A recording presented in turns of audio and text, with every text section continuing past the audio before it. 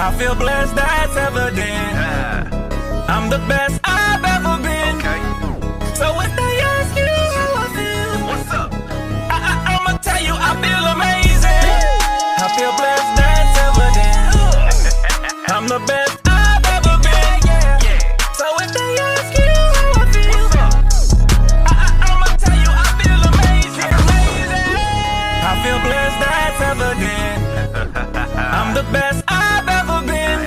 I am. So if they ask you how I feel, what's up? I'ma tell you I feel amazing.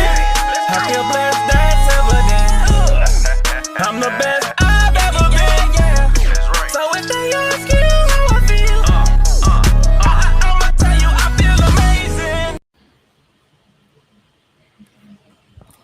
amazing. Good afternoon, good people. How y'all doing today? It is a lovely Wednesday, August 17th. And I think it's about to be fall season, Mr. Johnson. Yes, another well, by this time next week it will officially be autumn. So yeah. And of course normally football ushers in unofficially ushers in said season. So yeah. My favorite one on the calendar. I didn't know that. I love fall. Yeah, I love fall. I love. I just learned something new today. Yeah. Interesting. Yeah. Well, thank y'all for tuning in. It's bearing down a gridiron right here today, live on the Real Rise Radio. Shout out to Wise and Healthy for allowing us to go live on this radio station. Rise, what's up? And for the first time in a long time, it's going to be a 3-man booth that has not been seen in quite some time. 3-man booth. It's a 3-man booth today. Ladies and gentlemen, the man behind Snowman Multimedia, Mr. Brian Snow. Afternoon, Kings. How are you? Doing good, man. How are you? I had a ball last night. I know you did. I had a blast last night because while I was working, I got to have a date night with my wife, so I'm good. Well, that's a good way of having fun. Yep. Mr. Johnson, how have you been, sir, since the last time I talked to you on the phone and had you laughing your head off till you nearly choked? I'm doing pretty good. Well, sounds like you're doing good. That's awesome. It's always good to have date nights with your wife. You're still not nothing for sending me that piece on Micah Parsons, okay? Oh, yeah, Michael's gone. I don't know what to tell you. What do I often say? Find the lie. Yeah. And your response, Cole Johnson, always is? And no lie to be found. Exactly. Mm-mm. I thought it would be an appropriate week to have Snowman join us because the game of the week is to be somewhat close to his backyard. In his neighborhood. In both of my neighborhoods, the state where I grew up playing the state where I live now. So I had a feeling that would be a good one. Speaking of Snowman in the morning. Big dog. I always my birthday, which is true. Which producer. Is the producer of said show. The super producer. I'm sorry, let me say it right. Let me say it right. Super producer. Extraordinaire. What's up, Jane? Yeah, he says, I join y'all, but between a bit of sinus issue, I'm sorry that you're having some sort of sinus infection. Always sick around my birthday. I forgot your birthday's around now. And resting the voice before I broadcast a race at 8 p.m. Eastern over Sim Racing Media. And sup, boss man? Oh no, this is Snowman's turn. Always, man. We had some laughs. We had some laughs this morning. Well, we have laughs every morning, but made a couple tweaks to the show, and now we're flowing along even better. Wednesday. Oh Lord. Okay. No more. You finally figured out what day it was. Just remember, Mr. Johnson, you started this. He was trying to kill it too. Why are you gonna say that in front of him now? He already knows. It's like he doesn't know. It ain't like he doesn't know. Of course. Why do you think you we have so much fun with it? you playmaker failed in my campaign. Damn right I did. I'm like part of that. but you've been whining about not wanting to be part of Process of Confessions. I think you would join in on the campaign. You're like, nah, I ain't signing that petition. I'm like, man, come on. He didn't want any. He didn't want any. None of us want any part of that petition. Unlike Cole Johnson, who jokingly says all the time, and God help me, we've actually adopted this on our lexicon. We need to see it. No, we don't need to see him for another year. No, we do not. Oh gosh, that was hilarious, insane. I said we might see him for a 23rd campaign. No. Why would I do that? When my bride walks by this studio, here's Cole saying, "We need to see it," and she leans in and goes, "Hell no, we don't need to see it." With her southern twang in tow. Hey, Shane, do me a favor. Share this out for your butt. You know, share this out to everywhere. This is going to be a little interesting today. But I thought she'd like it, considering that she wouldn't have to hear Braun Sexual Confession anymore, since you said that if he became a warrior, that you wouldn't even do NBA action anymore. Listen, here, give me this microphone. Thank God he's not becoming a warrior, because if he was becoming a warrior, you see this, and I walk out. Oh gosh, when I saw that, I was like, oh, when I saw that rumor, I had to roll with it. I was like, I'm gonna run. I know you did. I know you did. And then when I saw the graphic you put together for it, and then coupled it with the voice of all voices, we need to see it. I'm like, oh hell no. I'm like Steve Harvey in 1992. Oh hell no. I knew I'd get you with that. Oh, Lord. Oh my gosh, that was hilarious. I knew I'd get you with that. That was hilarious. I'm glad somebody else is getting him for a change and not me. What do you mean? Because me and you, we be going back and forth. You want to get me on Mondays, and I got to get you on Wednesdays. I'm not getting you on. I'm not getting you on Mondays. What are you saying? That's a lie. That's an absolute. That fur is an investigated fabrication. It is no fabrication at all. I support his Brooklyn liberty. How dare he? Hey, you just proved it right there. Wait a minute. Wait. Come on. You just proved it right there. Like, come on. Oh, you always try to get Playmaker, and I can prove it with one sentence. What sentence? Oh, poor Playmaker crying crocodile tears.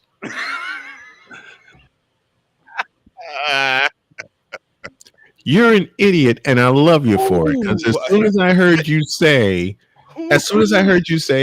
Playmaker crying crocodile tears, I got up out this chair and I walked out laughing. I don't care what you say for the rest of the show, Snowman. I gotta thank you for that nugget that I forgot. I gotta put that in my pocket. You ain't forget. Come on. You ain't forget. As creative as that brain is of yours, you didn't forget. Don't even try it. Playmaker crying crocodile tears. Oh yeah, he cried them plenty on Saturday. Oh I know. Didn't you, Playmaker? You cried them. Listen. When we reviewed that game, that phrase was sitting on the tip of my tongue. But I figured I'd wait until Thursday when we go totally deets to flush it out. And you, Mr. Johnson. Wow. I'm not trying to get Playmaker. You lie bigger than the Cleveland Browns did to Deshaun Watson. What? Yeah, you. As much as I'm enjoying this, we got some We got business to do. I know, but still. And business that me and Cole are not going to be happy about. Yeah, Cole lied bigger than Tuukka Rask in Game 6 against the Blackhawks for 17 seconds. I'm showing love to this man, but I know. But both of you saying that I'm trying to get at the playmaker. You do. Oh no, I do. Yes, twice a week. Breaking Liberty, then. What's that? Stop calling them Brick of Liberty, and I'll take you serious. Where do they play? Brooklyn. How many times we had this conversation? And we actually on the wrong show having this conversation now. So that's called the New York Nets. They haven't been called the New York Nets since they were in the NBA. So.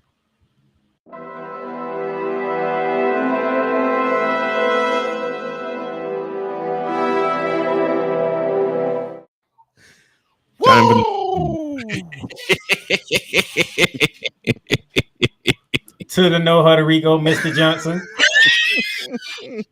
And yes, unfortunately, for former UCLA head coach Deshaun Foster and former player of the team as well, he got his pink slip on Sunday after an unfortunate start to the season.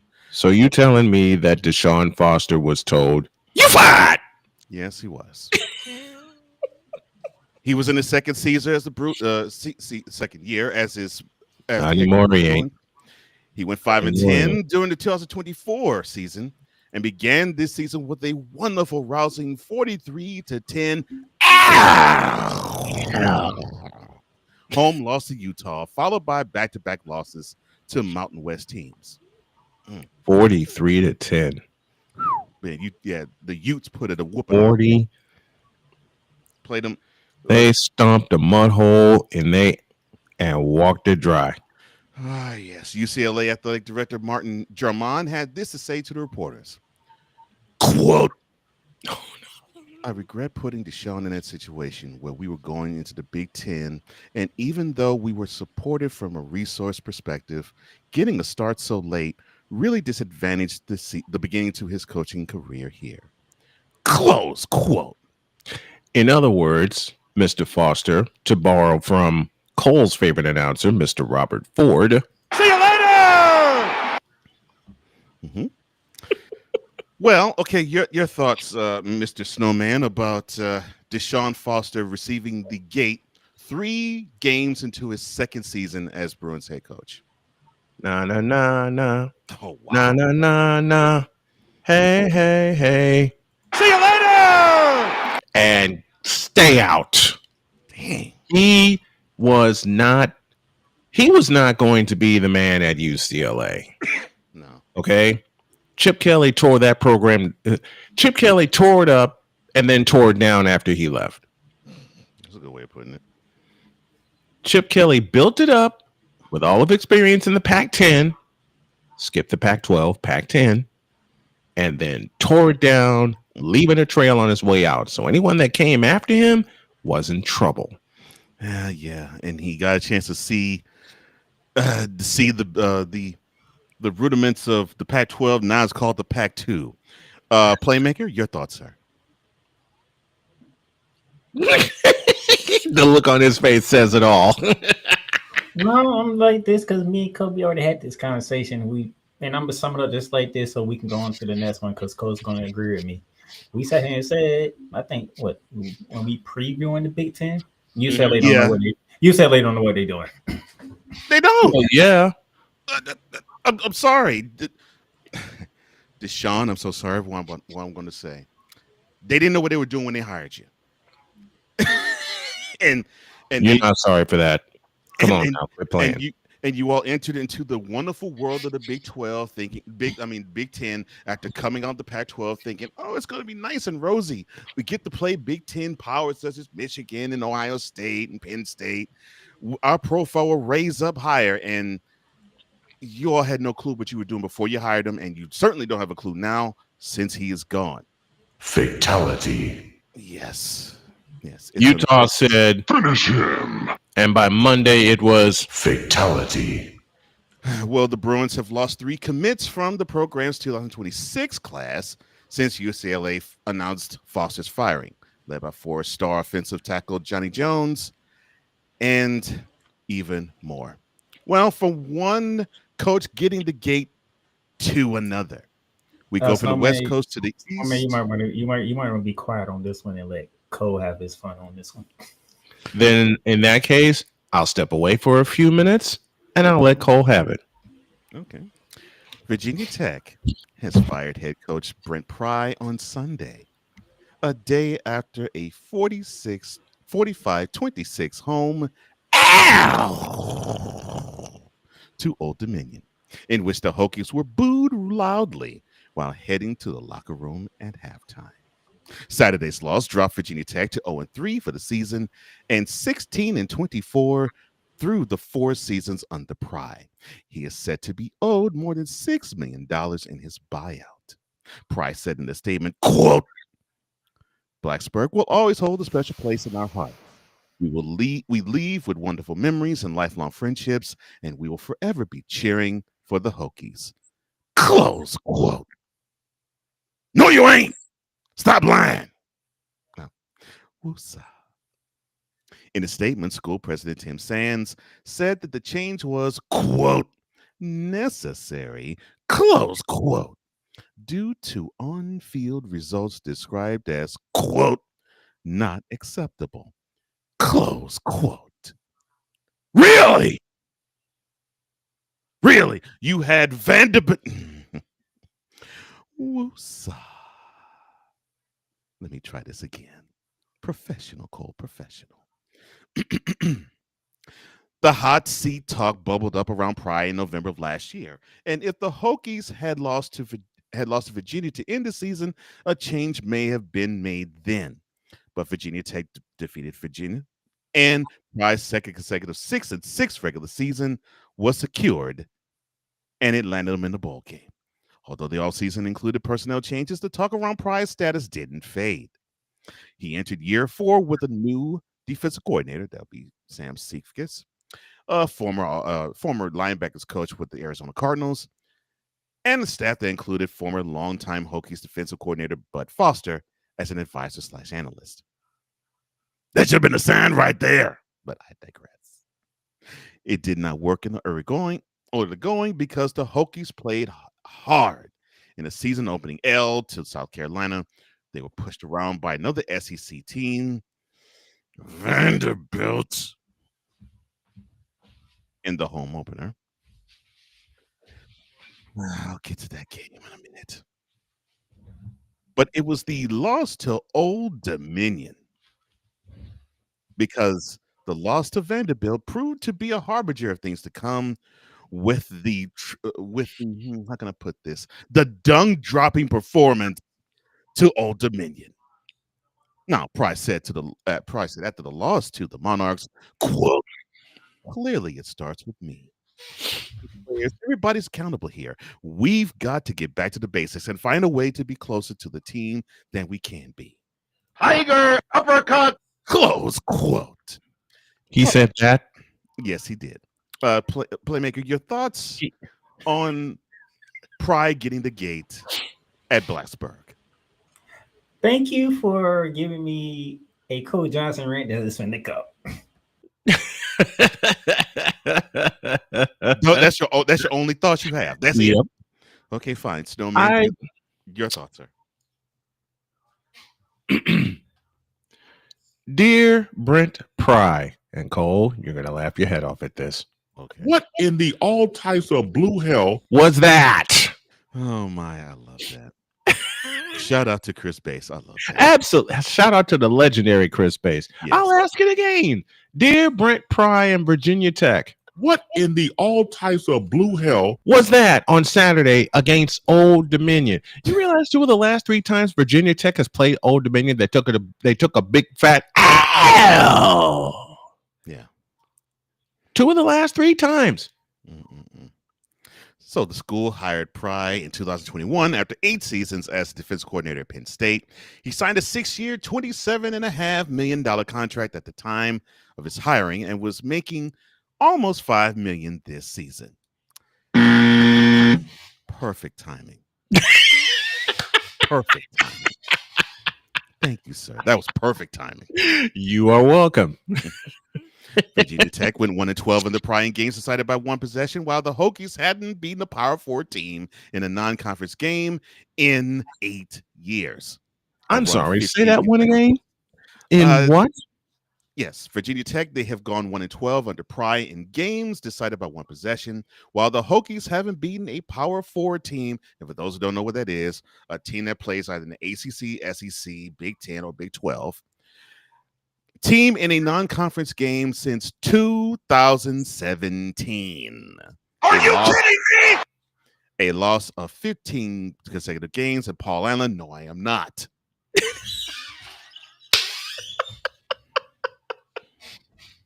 He did what? Exactly, Al.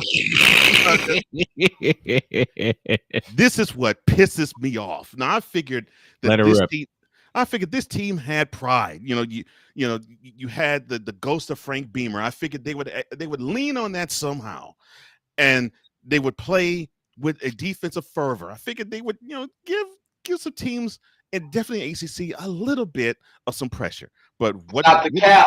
Exactly. What did we receive? We received a whole bunch of crap. And I look, I can forgive you for the L that you took in Atlanta to South Carolina. Yeah. I barely can forgive you for the L that you took to Old Dominion. You should have dog walked them, but you got dog walked. In your own house. Yes. But the L I'm not going to forgive you for is the 37-20 stomping that Vanderbilt gave you. Vanderbilt. You mean you tell me you let a team full of doctors and nurses and engineers beat you? Down. You let a team, if one of them goes to the NFL, I'll be shocked. You let about 60 white collar future workers beat you down in Blacksburg.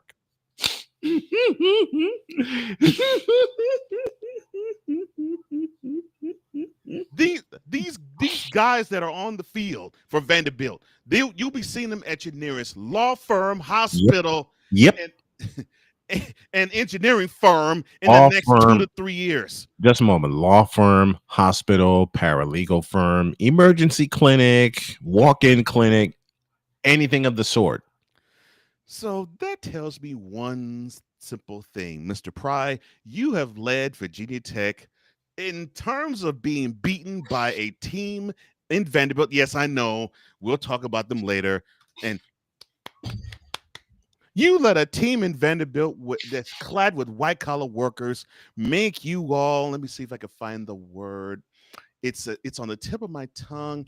That's right. Soft! No, Cole. I'm not going to let you get away with that because you have to say it correctly. I'm sorry. Soft. Okay, I'm sorry. Let me say it fully correctly, and I'll make old Playmaker smile. Yes. There's only one word to describe you, and I'm going to spell it out for you. SAWFT. Soft. That is what Virginia Tech is. And now, Mr. Pry, you have made Blacksburg, which was wonderful in tradition and effort and effortless and listless. Congratulations. They suck. Yep. Goodbye. Lord have mercy.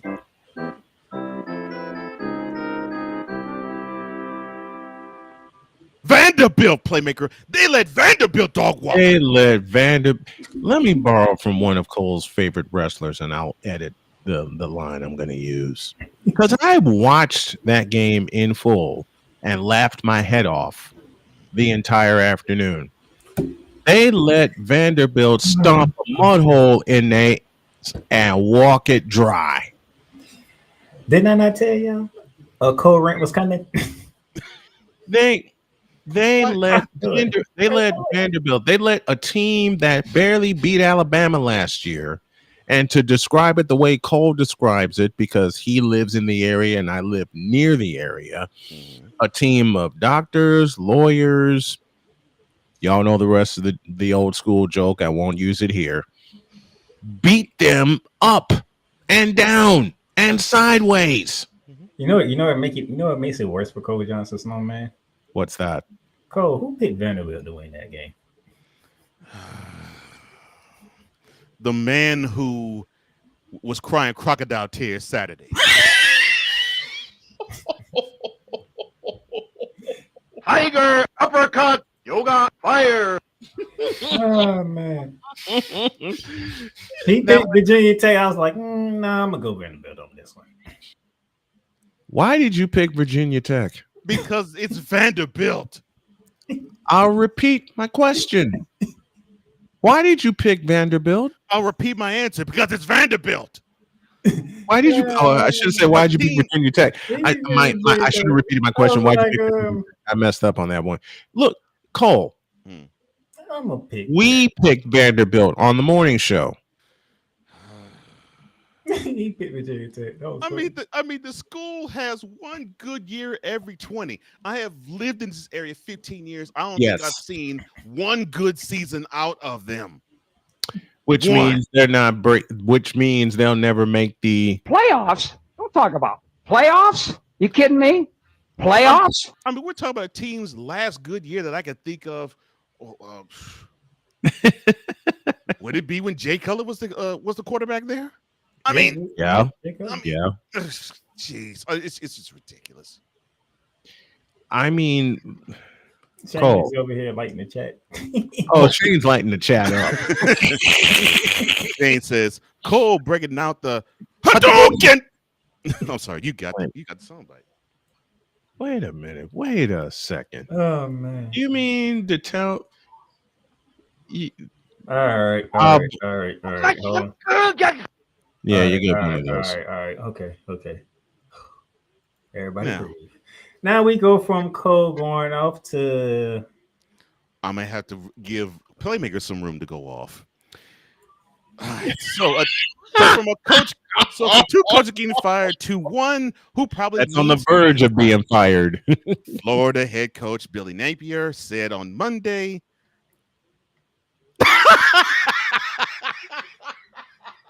I'm sorry. No, you're not. Professional. Head coach of Florida, Billy Napier, said on Monday that he feels his team is, quote, close to being pretty dangerous.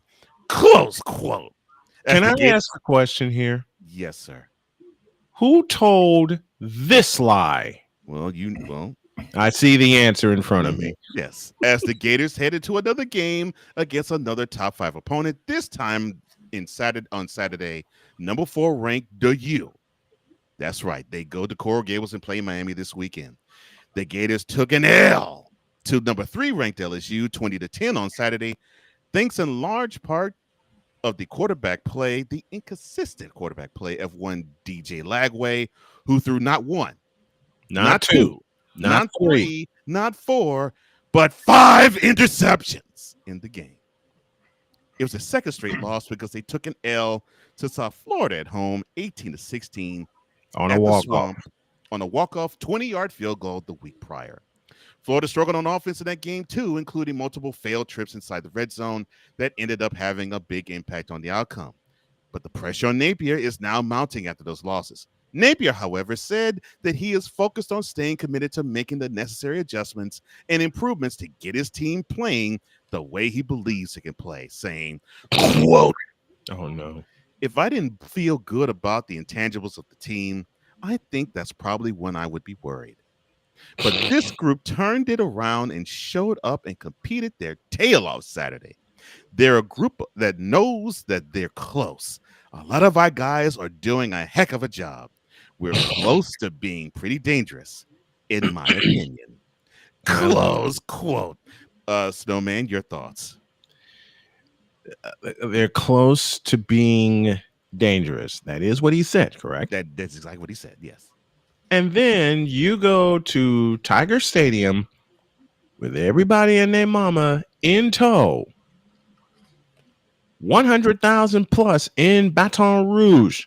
I've been in that joint. And y'all just lay down and take a big fat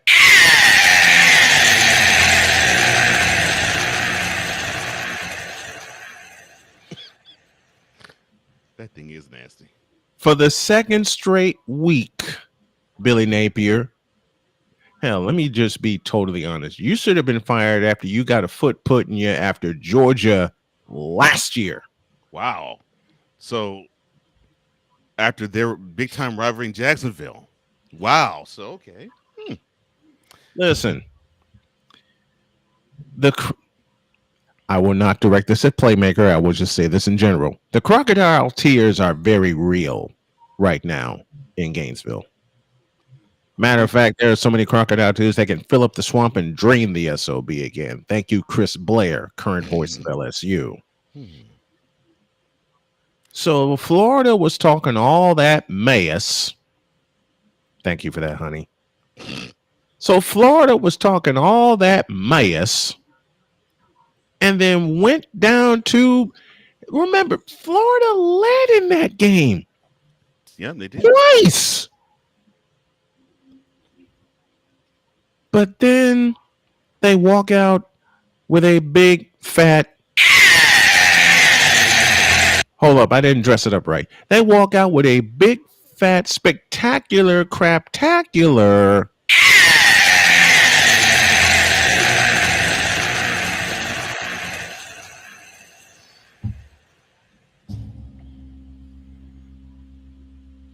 I watched that game. I thought that DJ Lagway, the first three letters of his name should tell you everything you need to know for those of you that are computer experts. The L, the A, the G. Yep. Something I was doing this morning with my equipment, but that's another story.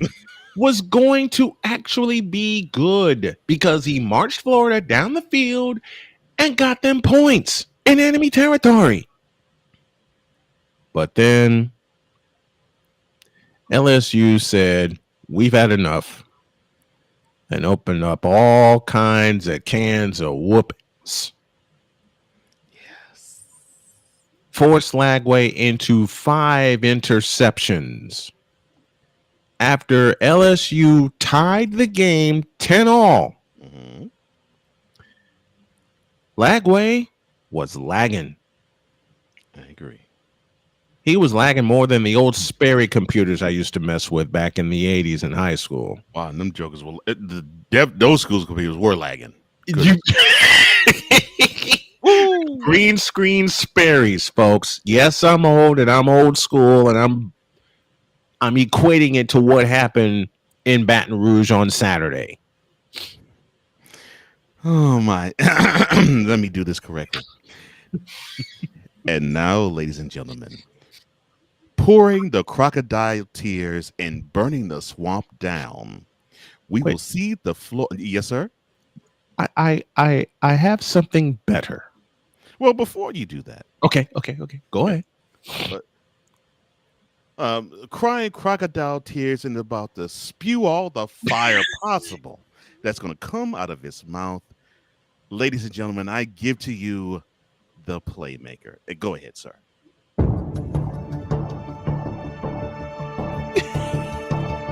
I'm going to enjoy this. You can stop that right there. Oh, no, it's got to play through. No, stop it right there. Hit it, bass. Stop it right You know the brother. You got your mic. Like, I don't know who the hell you are. It's like you're in the broadcast witness protection program. And now, ladies and gentlemen, the Playmaker is about to roast Billy Napier. I just have one word to say. Go full screen, bro. Go full screen on this. Take the camera. Take the camera, Playmaker. It's all yours, man. The football gods are after me.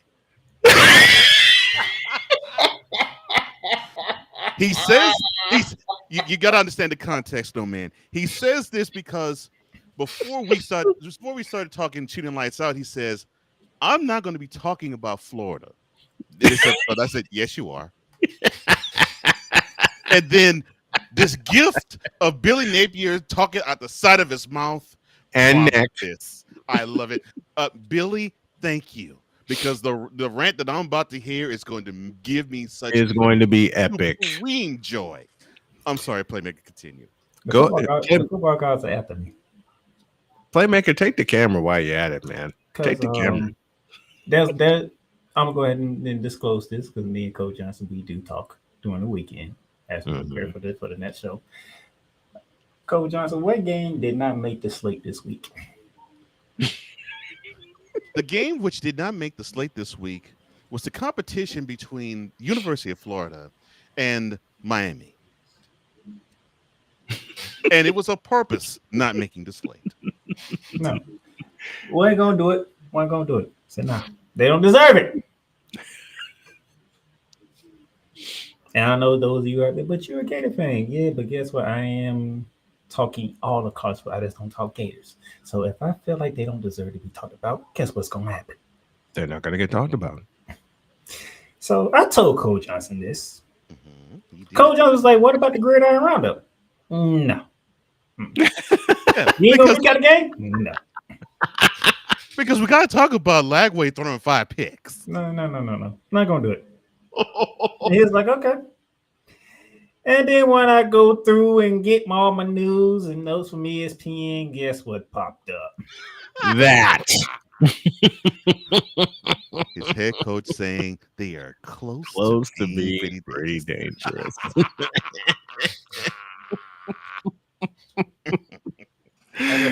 Football goes after me. And then what make it even worse?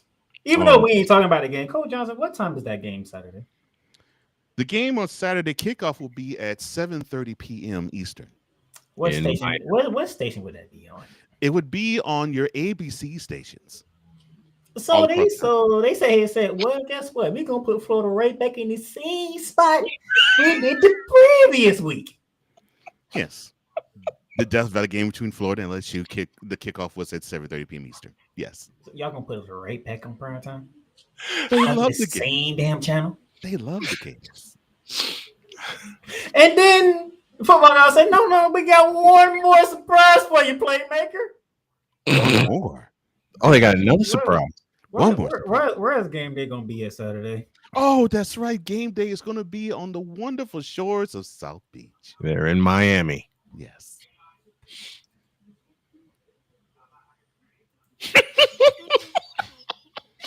They love your Gators. The look says it all.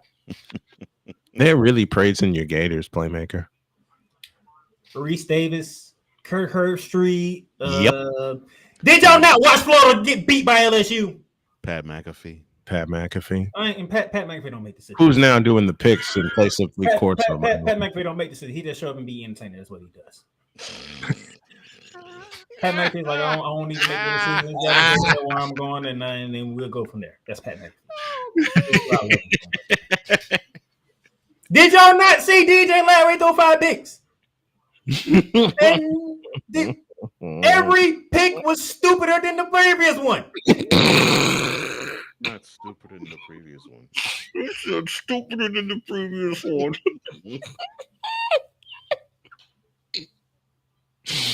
You threw the first pick. Okay. You got caught. I can forgive one. Oh, okay, this is beautiful. You got caught.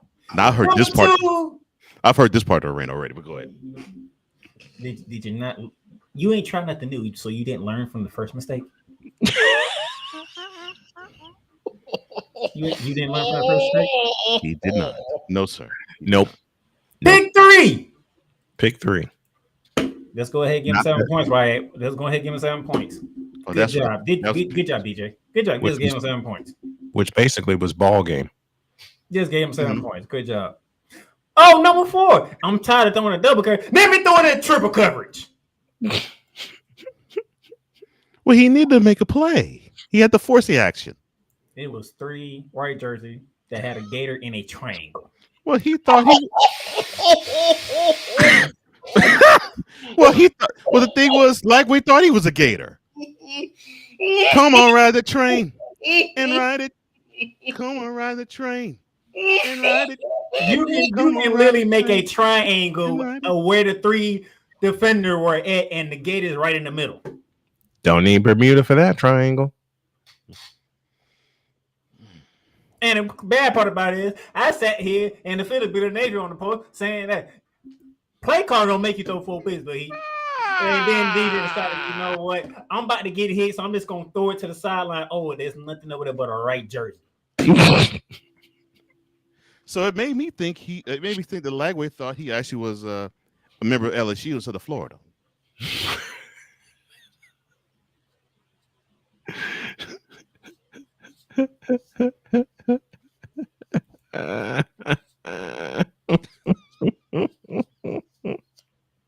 And this smiling jackass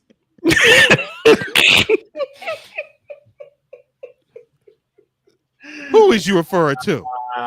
came up with this goddamn quote. Why are you calling your head coach a smiling jackass? Because he don't is a show no smiling attitude. Why are you calling your head coach a smiling jackass? That's all he does is smile. Like, dude, your quarterback threw 5 picks, and you didn't get in his ass not one time on Saturday. Oh my gosh, I'm gonna write this down. Billy Napier, a smiling jackass. A graphic to come on Snowman in the Morning tomorrow. Nick Saban, after the second pick, he would have been in DJ ear, giving him an earful. Mm-hmm. DJ went in and made it to pick 3 for a pick 6. Oh, and by the way, you know why this is terrible? Cole Johnson, what was the final score? The final score was LSU 20, Florida 10. Oh my god. We lost by 10 damn points. The smiling jackass will be a graphic tomorrow. That's beautiful. And I already have the idea on how I'm going to do it. We lost by 10 damn points because DJ threw 5 damn picks. Oh my gosh.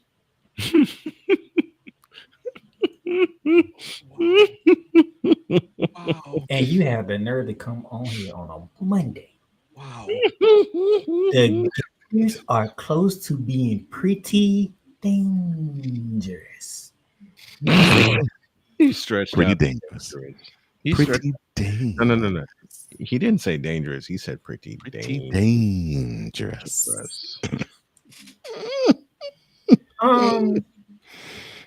What is dangerous about the Gators?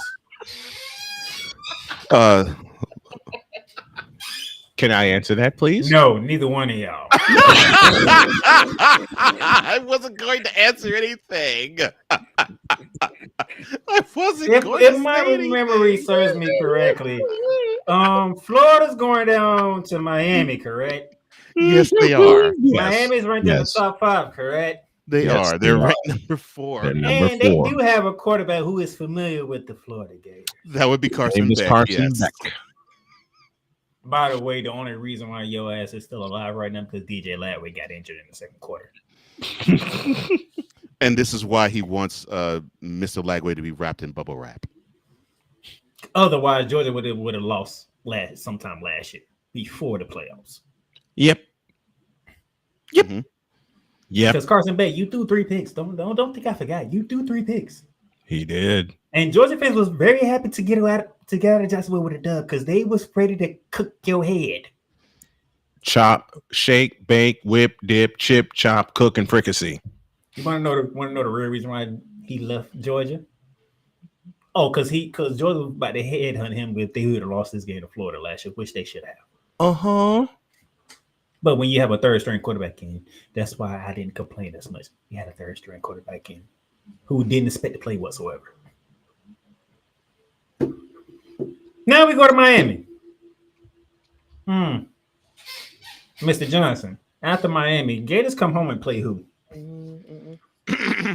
Excuse me, sir. They come back to the swamp and they have to face the Longhorns. Hook them! Oh, don't worry. We'll get to them later on in this very show. Y'all can have something to say about that too. So you'll be getting another rant from Cole Johnson in a minute. Because I'm going to wrap this up.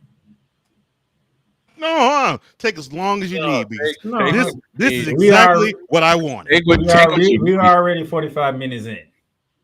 And You could be 1 hour 45 minutes in. You ragging on what was it? The smiling jackass is perfect.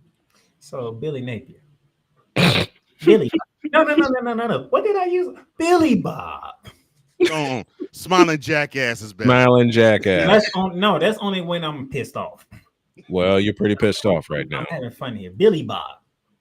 Oh my Matter of fact, what did I put last week? Oh, Billy Bob, what happened to your smile? Yeah, I did put that in there last week, didn't I?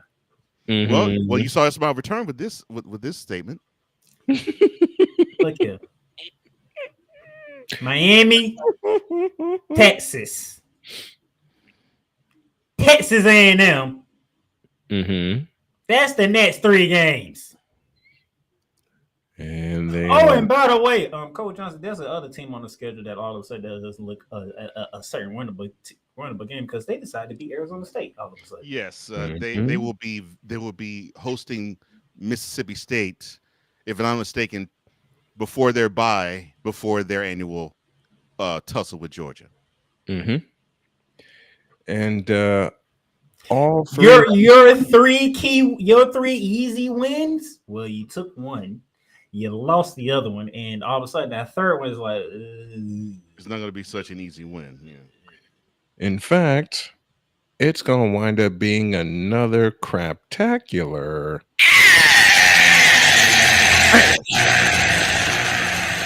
And now look, I didn't want one of those people out here that said Florida would make the playoffs. All of a sudden, didn't know. No. Coach Johnson, we verified. I did not say that. I said you give me another 8-5 record, and we good. Did I not say that? You did. I said 8-5. 8-5. Do what you did last year. We good because I know what type of schedule you got. I gave you 3 easy ones and hoping you can upset 2 other teams like you did last year because we did not expect you to upset LSU or Ole Miss. But Coach Johnson, thanks you very much for that for last year. Exactly. And then, but you South Florida rolled in the tan. And did I not say on this program? You better take South Florida seriously. Hell, you said that on my program. You did, sir. Loud. You did, sir. But it's apparent that your coaching staff did not watch tape. It's apparent the smiling jackass didn't take South Florida seriously. Guess what Miami did to South Florida? Oh, they hung him out to dry. And that includes a 3-hour weather delay. Mm-hmm. Billy Napier, you know this your last year. You should already know by now this is your last year. Because we don't have time for this BS. We don't. I gave you 8-5. I literally was giving you 5 losses to keep your goddamn job. He's gonna have more than 5 losses. You already at 2 already, and you only played 3 damn weeks. Mm-hmm. He may get to 5 losses in the next 3 weeks. You never know. Miami, Texas A&M, Georgia, Mississippi Tennessee. And all of a sudden, guess who? And I said this. Guess who also resurfaced back to the rankings? The last game you played, Florida State. Florida State. And all them teams are ranked in the top 25. Except for currently. Mississippi State. Mm-hmm. I ain't saying Mississippi State. I know you didn't say that, but the rest of their schedule. So you're telling me that Florida could walk out of each of those games with a big, fat, shooter-sized spectacular.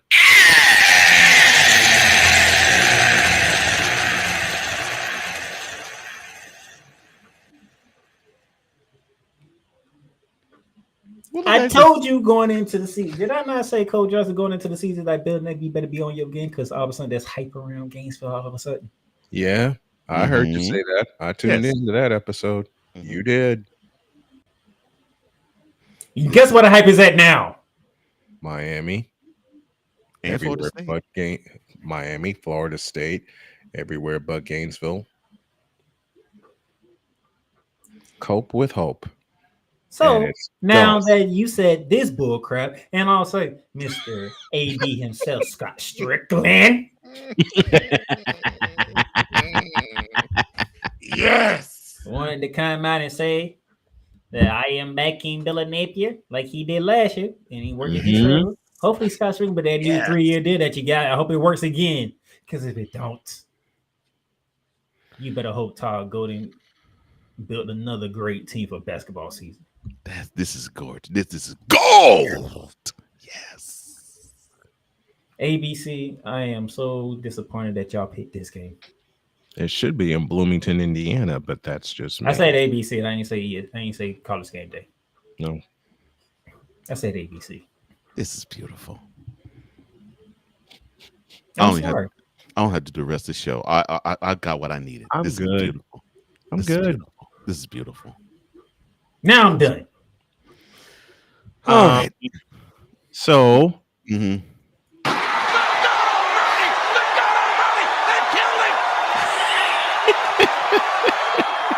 Matter of fact, I don't even need the article for this one. I pretty much know what it says, and I'm pretty sure this is. I'm gonna do this one right now and give you a little tips to come early because we're gonna talk about that game later on. Well, before we do that, I don't need to hear nothing else from Jackass Billy. well, the smiling jackass alluded to the bubble rock quarterback and the time that he missed his offseason and during the fall camp while rehabbing multiple injuries, possibly having some sort of effect. I take that back. Actually, Probably I, have some I do sort have of something. I do have something else to say. I forget. of course. Oh, Of course I, you did. I completely forgot. And this one's for Cole. Just as Playmaker was done, we get the I completely forgot. Oh yeah, Billy Napier. One of your assistant coaches got suspended for 3 games.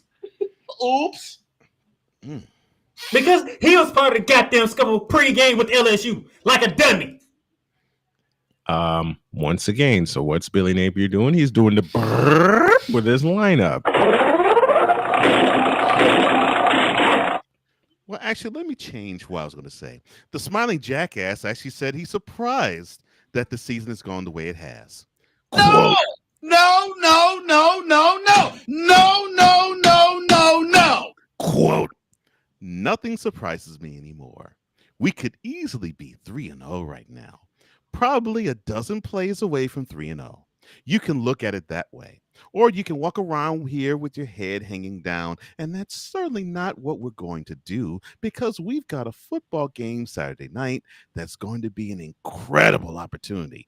Great opponent, historic rivalry that you all try to run from for years. I'm sorry. That's what you do it for. Close quote. I think you both will appreciate me when I say, Dolomite, we need you. Bitch, are you for real? All right. Now, from the swamp to touchdown Jesus, Notre Dame head coach Marcus Freeman is about to do something absolutely plumb stupid. And he might take on an increased role with the team's struggling defense as the Fighting Irish searches for his first win this week. The former Ohio State linebacker who served as Notre Dame's defensive coordinator back in 2021 before being promoted to head coach said leaders must, quote, wear the hat that's necessary, close quote. Notre Dame, which reached the national championship game last season, has allowed a combined 68 points and 827 yards in losses to the number 4 ranked Miami and now freshly new ranked number 10 Texas A&M to open the season. I don't think he's happy about that one, folks. After Saturday's 41-40 at home to the Aggies. Wait a second. Read that again. After Saturday's 41-40 home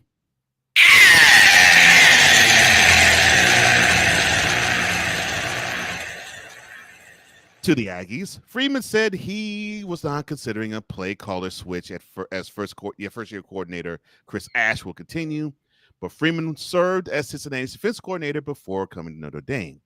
Now, Freeman had this to say about how the defense is looking and what he could contribute to it. Quote, I spend a lot of time with our defense. That's obviously where my background is, and I'll continuously do it. Will I spend more time? Maybe. If that's what's necessary, I will. I'll spend more time there. I'm going to do whatever it takes to make sure that we improve and have a performance that we believe is the standard for Notre Dame football. Close quote. Playmaker, your thoughts, sir?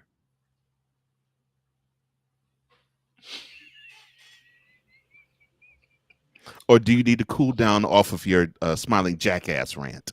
All I'm gonna say is, ladies and gentlemen, the guy in the middle named Coach Johnson, he's gonna temper his enthusiasm for this moment because we'll be talking about that entire game I'm gonna in our temper next it. segment. I'm gonna temper it a lot. Here, give me this. Because when we get to our gridiron roundup, he's gonna let loose. Yes, I Stay am. tuned. That's all you have to say, Playmaker? Oh So no, I'm good. I gotta give them Okay. advertising. Well, I gotta give them advertising. well, since you live in the state, I know you don't live in the area, but since you live in the state, give me this camera. no man, what are your thoughts?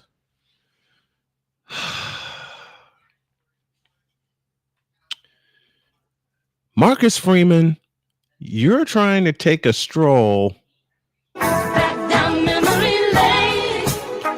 to last year when you somehow, some way,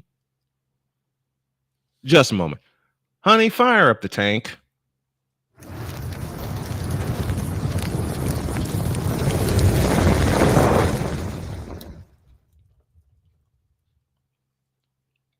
Dear Marcus Freeman, what? You lose to Miami and now freshly minted AP Top 10 Texas A&M by a grand total of 4 points. That's correct. Or as my man down south, Cole, says best, 4 points. 4. And one of them was in your house. You mean you take 2 big craptacular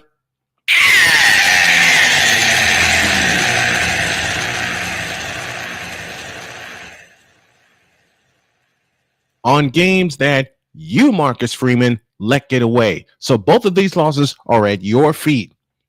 And if you ain't careful, then the athletic department will not only remind you that it is that these games are at your feet, they're going to remind you that their foot is going in your ass.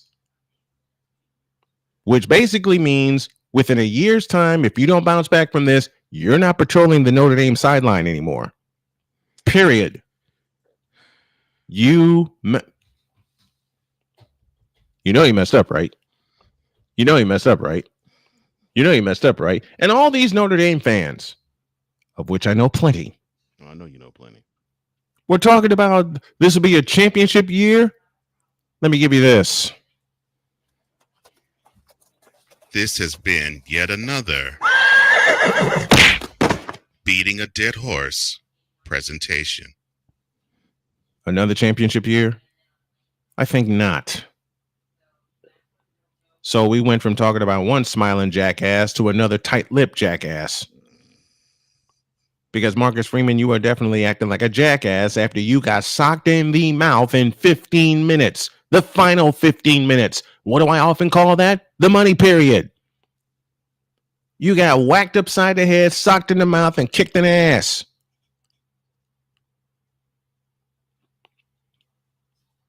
As I mentioned, you will not be patrolling the sidelines for Notre Dame unless you do this year what you did last year after you lost to Northern Illinois. Trigger word.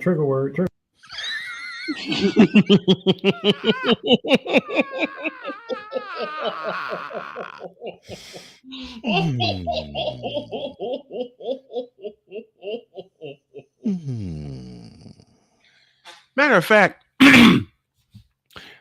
let me make Cole Johnson really laugh with this. Mm-hmm. You know what I feel about Notre Dame? It's something I felt for them since 1990. They're infinity trash, son. Not infinity trash. Infinity trash all day long. Not infinity trash. Infinity trash, son. Oh, Lord. I want you to see all this. I want you to hear all this. Time to tank off. We still got more news to get to. Oh, Lord. All right. But you infinity trash, none. You infinity trash, Marcus Freeman. Infinity trash all day long. Now get the hell out of my seat.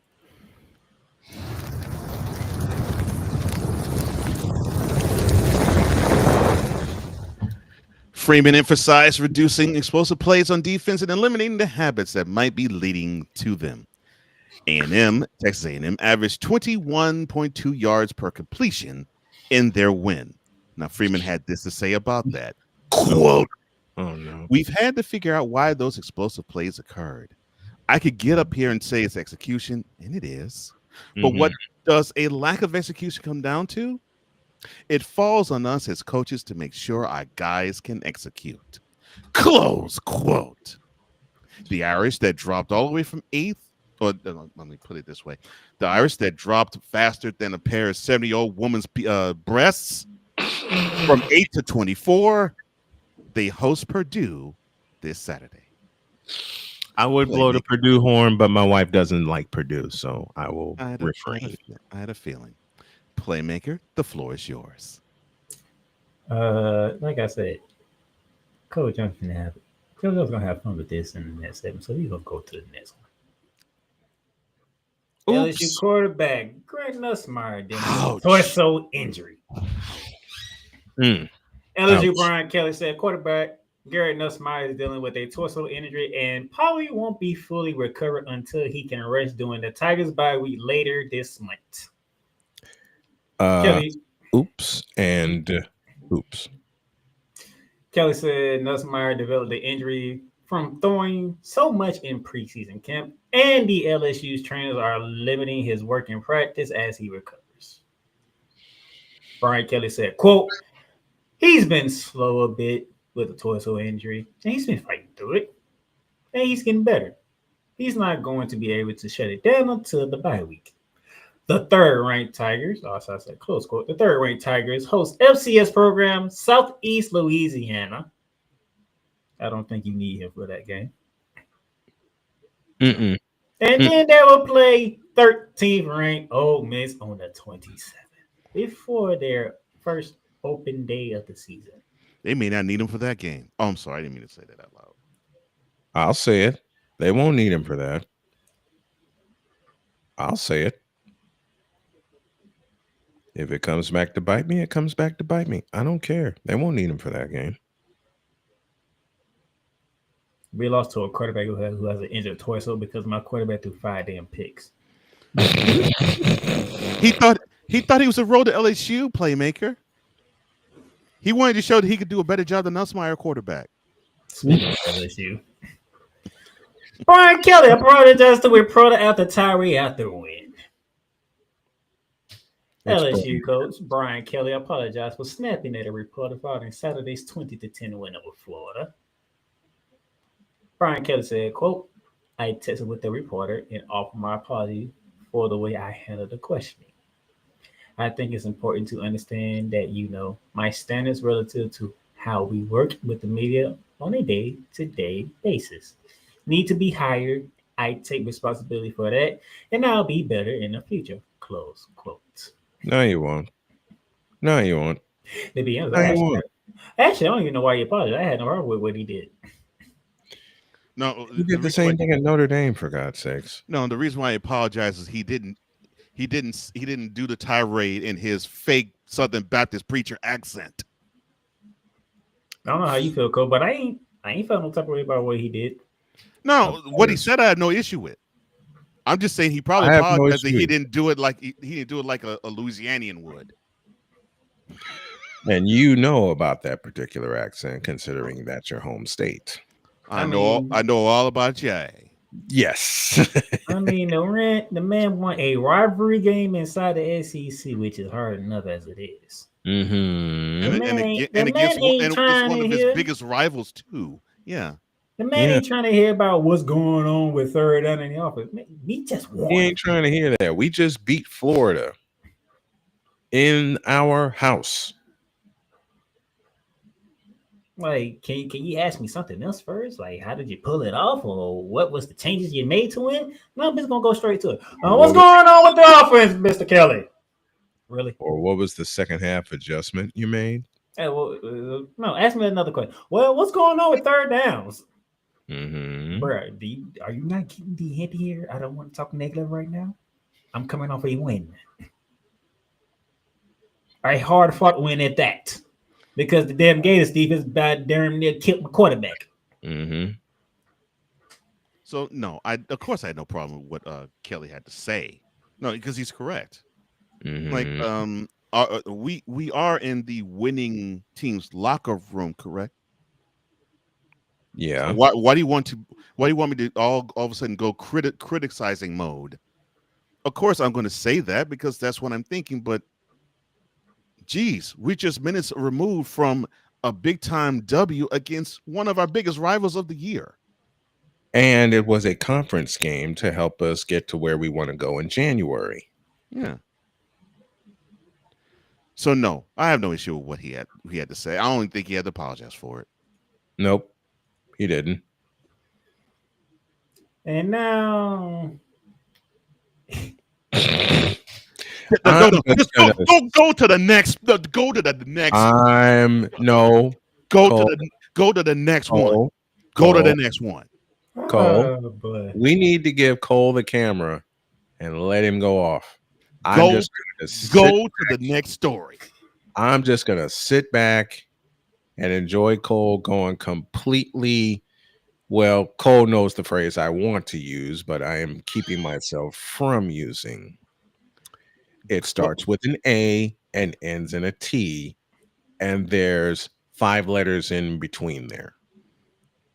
I'm not going to use it. Go to the next story. Texas quarterback Arch Manning promises improved amid struggles. Use a lie. Texas quarterback Arch Manning has a simple and a promise. There will be better days ahead from him. As my wife would say, you can stop right there, Playmaker. I have the appropriate response. Playmakers heard it. Cole has heard it. Everybody listening has heard it. In the immortal words of one Jody K. Snow, nuh-uh. Well, this is what Mr. Manning said. Quote, I know the type of player that I am. I know I'm going to play better, and we're going to be better as an offense. Close quote. This week's matchup with Sam Houston, a program in only its 3rd season of the SCS level competition, would typically be an afterthought for the number 8 team in the country, but Manning's poor play has turned the Longhorns' final game before SEC competition into a must-watch to see if he can deliver anything close to those preseason Heisman Trophy predictions. And this is where I shut up and Cole Johnson go. Before Cole Johnson goes off, I'm going to invoke 2 sounds here. Here's the first one, and it sounds like this to describe Arch Manning's play. Unacceptable! Unacceptable! And what am I waiting for? Hell no! To the no, no, no! Hell to the no! Hell to the no! To the no, no, no! Listen. And now I get to say something to Cole that he's often said to me and Playmaker. What's that word I'm looking for? Oh, yeah. Cole! Playmaker, I told you go to the next story. Why would I go to the next story when this came out first? Because he's saving all of his venom for Texas A&M. Now, when the story about the Gators came out, I didn't tell you to go to the next story. Because this numbskull? No, I think the word he wants to use is numb nut. Yes. The fact that he decided to put forth a beautiful performance against UTEP. Oh, okay. Hold that thought.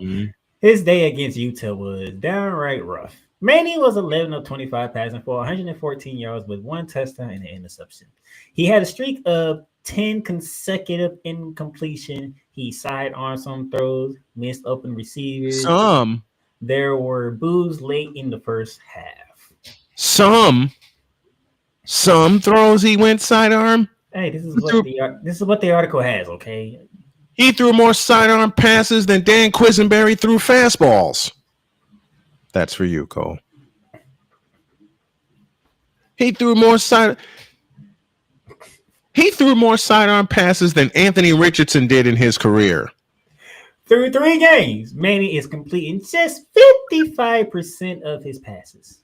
Oh, he's doing Tim Tebow numbers. Manny said, quote, "It's frustrating because I know I'm better than that. No, you ain't. No, you're not. You're blind. No, you're not. But we're going to get better this week. Stop the cap. And get clicking on offense. I'm excited to get going." Close quote. Stop the cap. Now, if you get, when the hype for Arch Manning for me ended on his first pass in his first game against the champs. Hey, I know when he missed a wide open man, but this next part here is where Cole Jones is about to eviscerate the entire show. Then I will sit back and wait. It's Omni Playmaker. Texas coach Steve Sarkisian promises patience with a player hitting the first adversity of his career. The head coach said, quote, "Here's a guy who's had an awesome life, the way he grows up, the way that he grown up, the people he's been surrounded by. I think you'll learn a lot about yourself through adversity and overcoming adversity. When he gets on the other side of it, I think all of this is going to serve well, not only for him, but for us as a team." Close quote. I'm out of here. Steve Sarkisian, go to the next Alcoholics Anonymous meeting now. Your starting quarterback is looking like hot trash. That was the reason why you started Quinn Ewers last year and the year before. Otherwise, Mr. Arch Manning would have been supplanting him in 2023. But since he had the ride the pan in 2023 and he had to hold the clipboard in 2024 looking as though he was deer in headlights, we pretty much knew, okay, well, he may have potential, but he's not there yet. Now we see he is a bunch of nothing. And let me see, how can I describe it?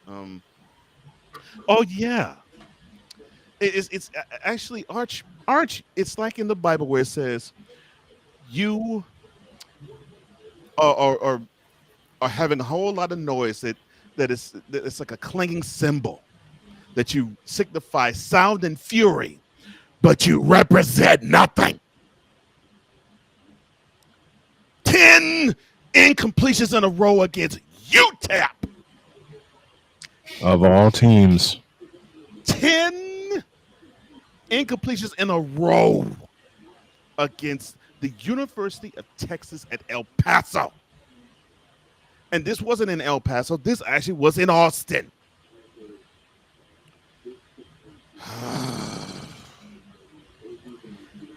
Arch, you should have told them right away when people were saying, "Oh yeah, you're going to win the Heisman this year." Quote, "Nuh-uh, ain't happening." Close quote. And Sarkisian, I don't know what you're thinking, son. I don't know if it's maybe you hit the wrong Moet bottle. Maybe your sponsor decided to fall off the wagon, him or herself, or the hot wife of yours is just simply just waxing you to where she is your brain dry because you ain't thinking worth a darn, son. You're supposed to be a national championship contender. You got this podunk team to the national semifinals where they laid a huge, gorgeous egg against Ohio State, where your offense could only manage a putrid performance, where they 14 points, where they could have tied the game, but the offensive line decided to make Quinn Ewers, well, sort of like how can I put this? A sitting duck. They made him mincemeat. If you think about a matador, you basically made Ohio State be nothing but bulls. They rammed the matador, tossed him in the sky, and then you gift wrapped that fumble and the 6 points going the opposite direction. Your offense has been pure trash other than when you actually decide to run the ball. But, you decide to run the ball at inopportune moments. It's as if you don't have a brain matter to think we should run the ball to protect this guy. No. Let Arch Manning toss these games away. I'm sorry. But Playmaker, I am so happy that the University of Texas, they won. They won against San Jose State. They won against UTEP. And they fought valiantly. They fought valiantly in the loss in the shoe. But the fact that they couldn't put up a point until 2 minutes to go in that game, I don't give a crap if it's Matt Patricia, that is the defensive coordinator of Ohio State. This is a national championship contender. Was. No. They still saying is, which I never claimed they are. Was. I'm with you, but they still have this hype. This is supposed to be a national championship contender, but you know what? Snowman is correct, Sarkisian. You're not, because you don't coach them that way. You got a fire defense, and they're going to be wasted in the SEC because you're going to make the offense have one of those boneheaded mistakes. Because if Manning were to not throw 10 straight incompletions, it won't be 10 straight incompletions. It'll be like G.J. Lagway Saturday, where he will throw 4, 5, 6 interceptions in an L to probably somebody like Oklahoma or somebody like A&M or somebody like Florida or somebody like Mississippi State. And you're like, I don't believe it. I can't understand it. We had this game in the palm of my hands, but that dummy number 16 that has the Manning on the back of his jersey kept making mistake after mistake with the ball. This team will be wasted defensively by the time they get to Athens, Georgia. And this is why, Playmaker, last month I said this team, although I have faith in them to make the playoffs, I think they won't, because they'll slip up somewhere. And I don't think the L in Georgia is a slip up, because I count that as an L. And I don't think actually the L in the shoe is a slip up, because I count that as an L too. They're going to slip up somewhere in between. Oh, that's what we agreed on. I said, as long as it's Ohio State and Georgia, we good. But if there's somebody else involved, then now we have a problem. They're going to slip up somewhere in between, and it's going to suck, because it's going to look like this team just simply cannot prepare. And you're going to have this understanding of, well, we want you to be a national championship contender, Texas, but you wet the bed every year. Proof positive, Arch. Matter of fact, you know what the funny thing is? The loser of next week's game is going to be done. How wonderful. How wonderful. So in 2 weeks, either me or Coach Johnson are going to be sitting here with a team that is done. You know when Texas's national championship hopes will officially be fried? In the state of Mississippi. It might actually be fried in the state of Florida before that. But in closing, Sarkisian, I want you to do this one simple thing. I want these wonderful simple things. I want you to hold that hot wife that you take pictures of on Instagram every single game, because she looks so cute. She looks so fine. She looks so gorgeous. And I know you credit her for changing your life from when you were doing benders when you were coaching in Alabama as offensive coordinator. I want you to look at that hot wife. I want you to hug her close, hold her close, and hold her tight. And I want you to look at her and say, the wonderful excursion in the bedroom that I had in the summer before the season started. Yeah, I screwed my brain away. I think I need it back. I don't even know if I want to go to the next article off that, because that's just wrong. Because she has screwed the brain matter out of you. Beg for it back, because you, son, on that sideline, you're acting so you do not know what you're doing as the coach of this team. Cole Johnson has went off for so goddamn long. Now he's having technical issues. His microphone flipped on him.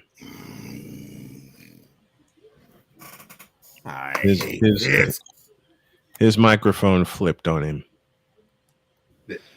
Who's the one bringing the fire today? You thought it was gonna be me. There he goes. 10 picks. 10 straight completions. 10. And then to finish it off. Okay, varsity. Okay, varsity Blues. Louisville. I give you go to the next story. I told you go to the next story. I give you 10. I didn't want to go to a disappointment. I'm gonna turn it around. You want to turn around, Negro, please. The only thing you're gonna turn around. The only thing you're gonna turn around is your butt from going from straddling her to being on your back. Yeah, when she goes reverse cowboy on you. Because your whole situation is all messed up right now. I don't give a crap.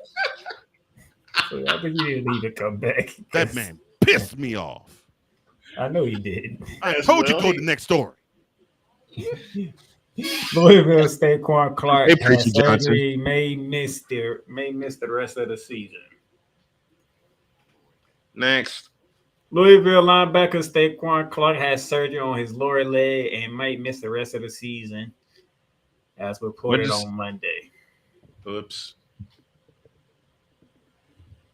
Lower leg injuries, man. Lower leg injuries. You hate seeing them. Yep. You do. You do. But he had surgery. It was successful, so at least that part is good. Now we just wait for the recovery process, and then hopefully we'll see him back in 2026. Oops. And that will do it for a longer day.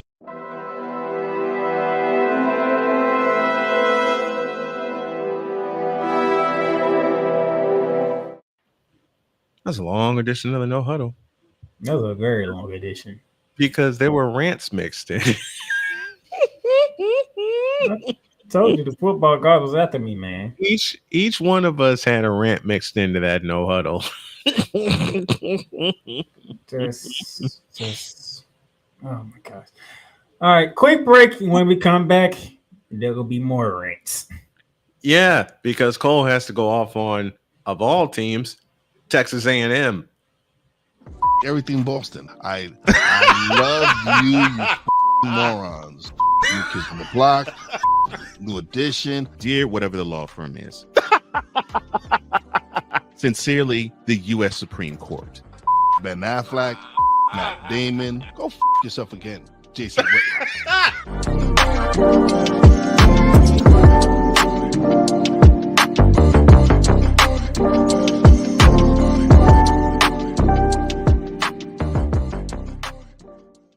Join the transporter to Hades. Your butt and gut becomes one. Join the reformer of hooker whores. This is my daughter, Placenta Booty Johnson. Join the bronze god. Whenever you are in distress, take off your baseball cap and throw it in the air. Join your very own superhero of broadcasting, Chris Bass. So whatever color crayon they get, they palm it and do 2 circles, and that translates to I can be the black people. As she takes you through the week's paces in Baseline. Live every Saturday at 8 a.m. Eastern, 7 a.m. Central, Pacific time zone people, just stay asleep when this is on live and just catch the recording. Exclusively on the Chris Bass YouTube channel.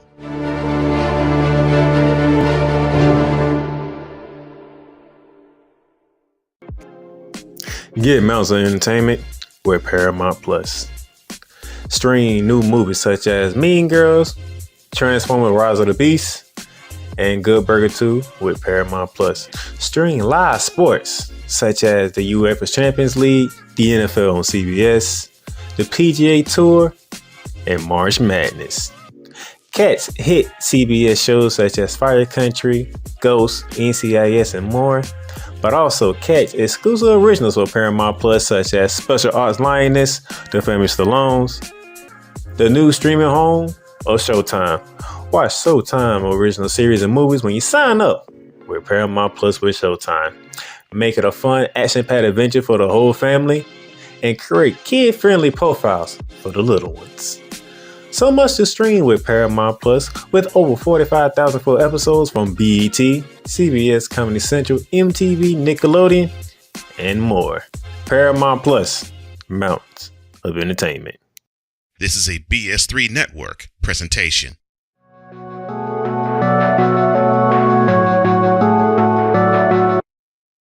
I want to do a TED Talk, but I don't have anything to talk about yet. I'm getting there. Life is for the living. We're not here that long. You can learn anything you want to learn without any money spent. What do I really enjoy? What do I really want out of life? I am your host, WIZE. Are you in a life holding pattern? Well, this is for you. Welcome to the Stuck in My Mind podcast. Live every Monday, Tuesday, and Wednesday at 4 p.m. Central.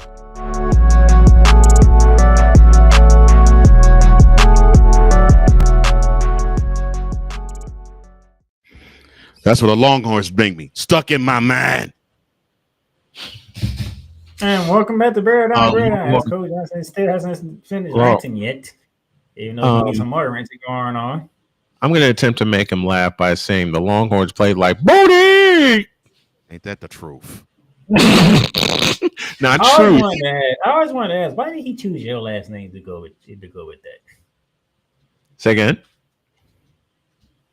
I didn't hear your question. Out of all the last names, he chose yours. I always wanted to ask that question. I'm like, why did he choose Johnson out of all the last names? You gotta ask Ace on that one. I was like, hey, that's messed up. Why you gonna choose my last name? Placenta Johnson. This is my daughter, Placenta Booty Johnson. All right. Placenta. I hope y'all ready for more rings, because now it's time for the Gridiron Roundup.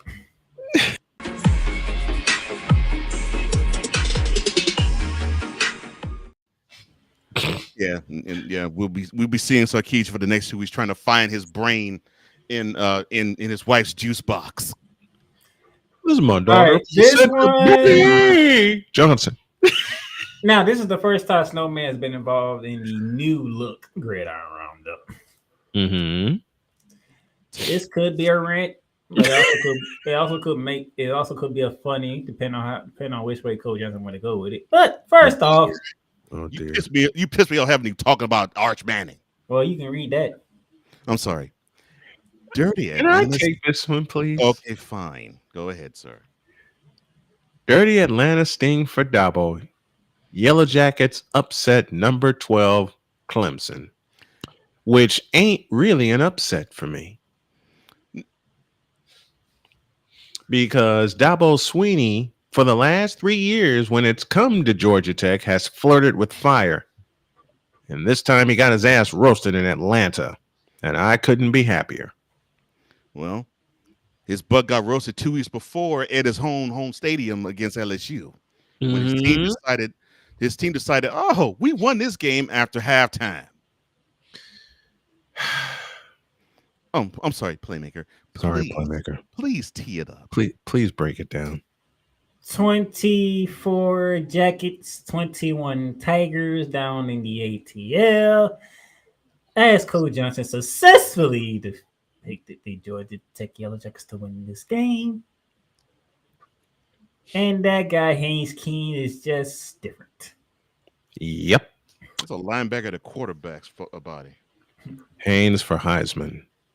There, I said it. I don't think he'd be far off. So, Mr. Johnson, do you want to take a victory lap, or do you want to go at Dabo Swinney, but you've been waiting on doing for quite some time? Yeah, I know which way he's going. The victory lap is going to be very short.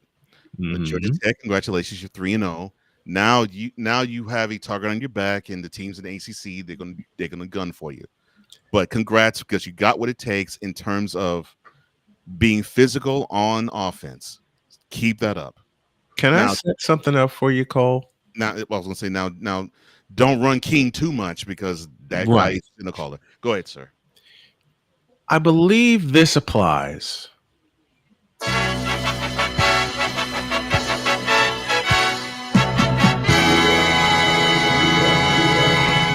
This special edition of Dodo of the Week is sponsored by nobody.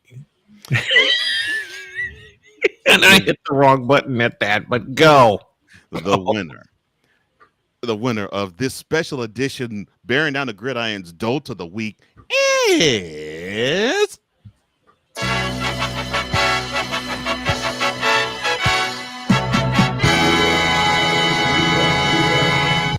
Clemson football head coach Dabo Swinney. And why? I'm so glad you asked.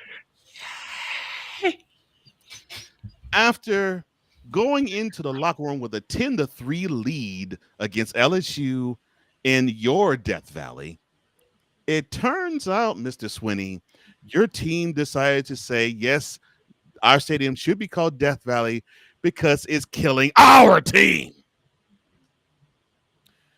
The defense could not stop LSU in the second half. Your offense decided to take the whole rest of the second half off. Then you had the nerve to play Troy and think that you were dealing with romper room sets, and you were down 16-0 in the second half. Use a troll. 16-0 before your team actually woke up and said, "Oh, we actually are playing a football game."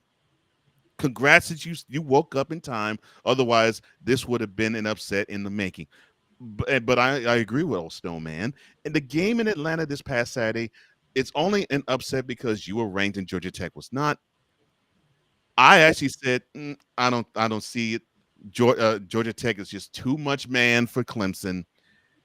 And you let them race out to a 13-0 lead. And here is the thing, Swinney.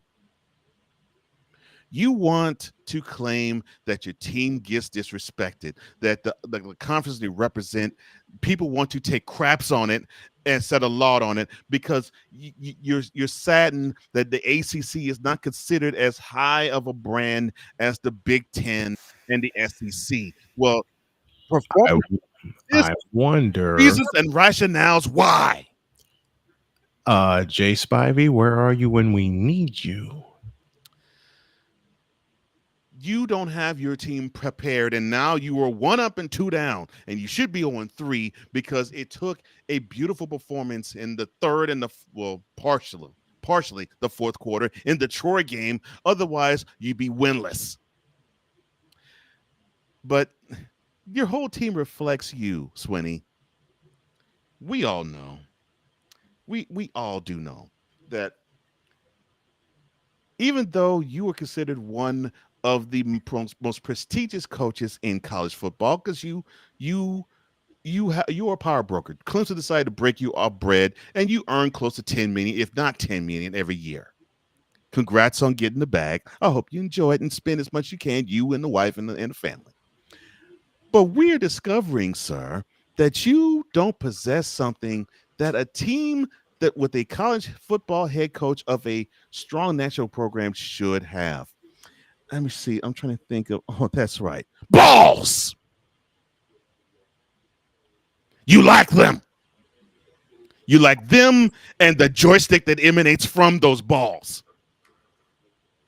You don't have it.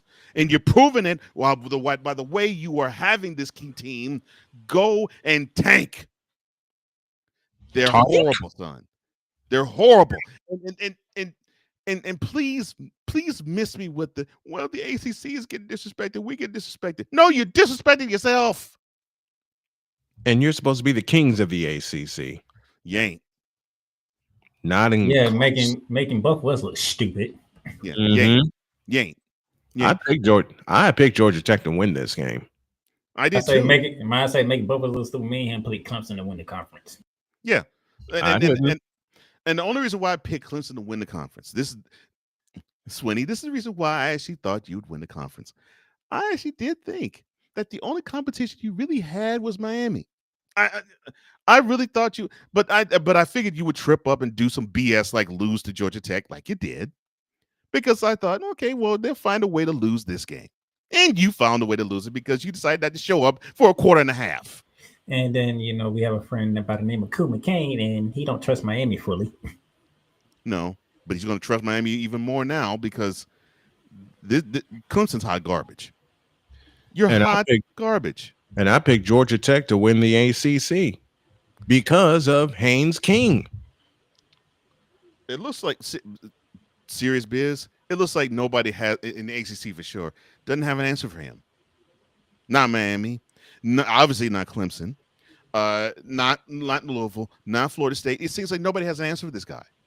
And the best team that they play on their schedule, Georgia, they didn't have an answer for him last year.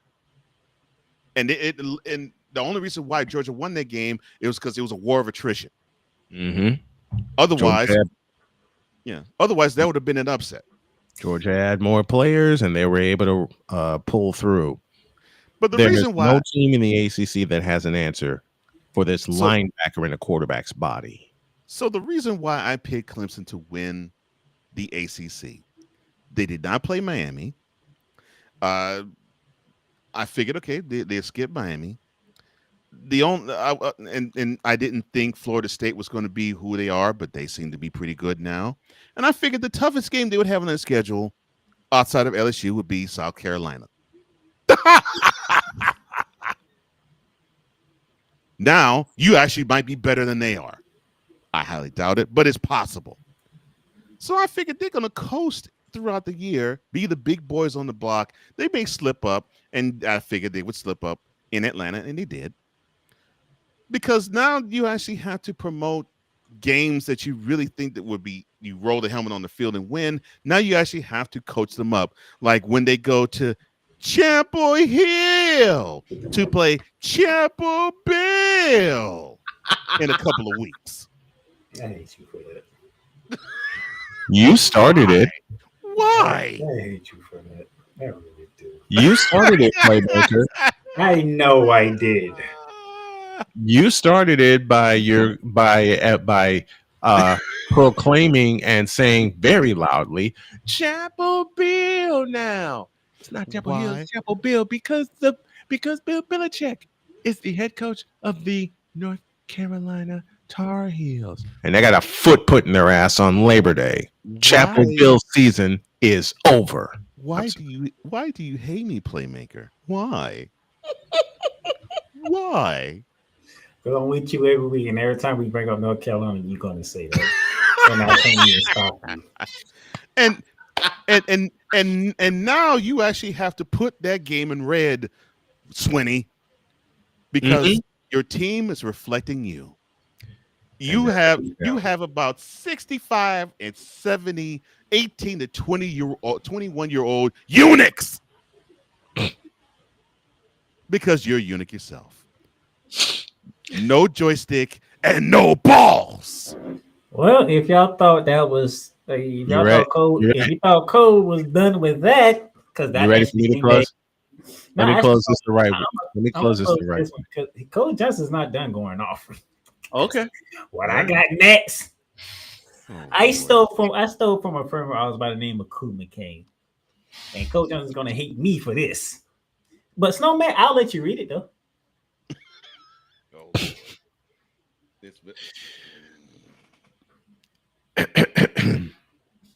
Put some respect on my name.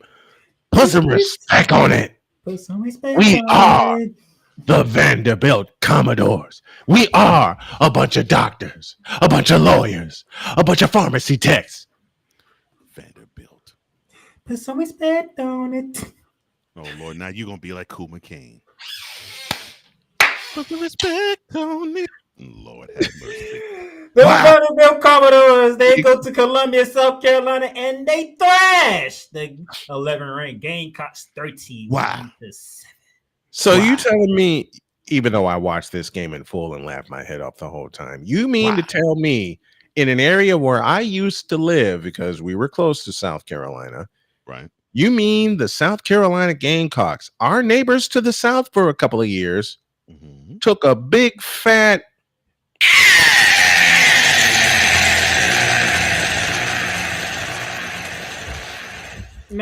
Now, in a little fairness to the game, cause you did lose no nail sellers in the first quarter, which was not good. But still, a little fairness. But still, you got your ass whooped. You got a mud hole. Listen, dear South Carolina. A little. Matter of fact, let me do this the Cole Johnson way. And I think Cole will appreciate me doing this. Email South Carolina. Oh Lord. CC Gamecocks football. Subject of email. You got killed. Body of email. You got killed. Oh man, Coach Johnson would not put any respect on Vanderbilt, and they just keep on winning. And I still ain't. They just keep on winning. Oh my gosh, this is great.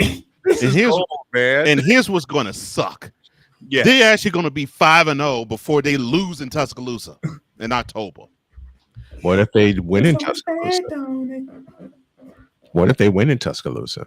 Just saying. It's Vanderbilt. Cole, as I've often said, and you've ridden shotgun with me, I'm not saying, I'm just saying.